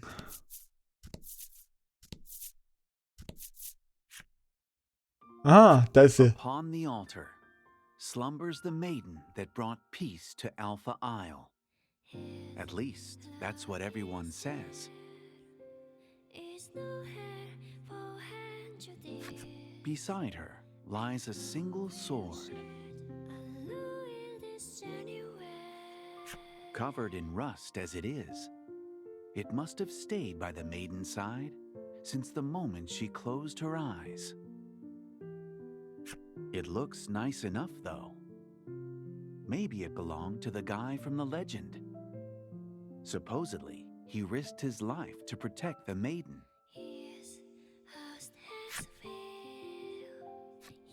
The boy's eyes drift from the sword to the maiden's face.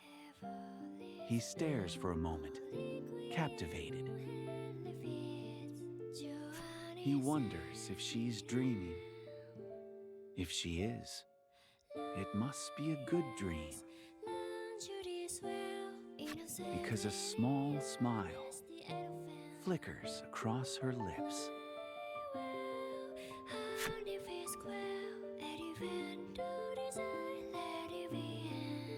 There you have it. The journey of a maiden who feared herself worthless across the seas and through her own heart.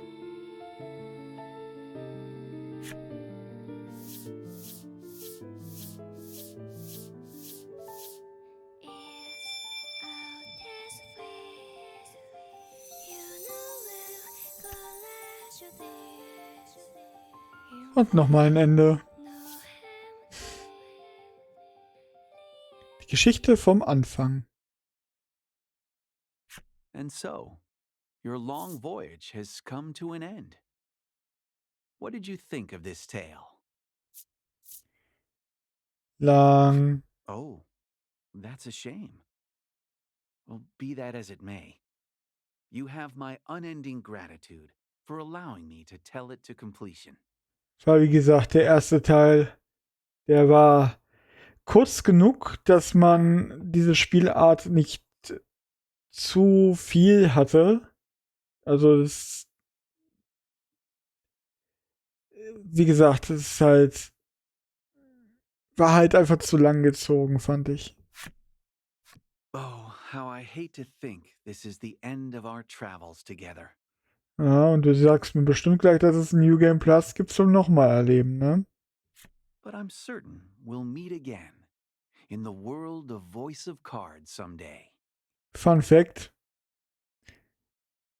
Er hat eine andere Erzählerstimme als im ersten Teil und da hat er auch gesagt, dass wir uns wiedersehen. Thank you. From the bottom of my heart.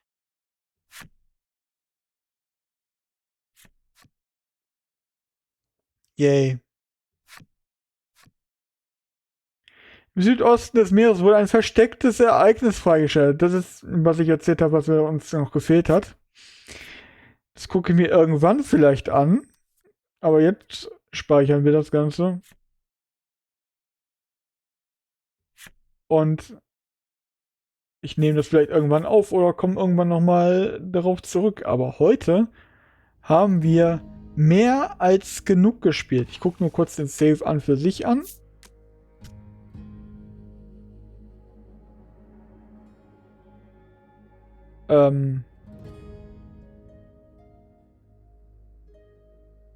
Will mir gerade echt erzählen, dass ich von der Stelle aus weitermachen soll? Wenn ich ein neues Spiel mache?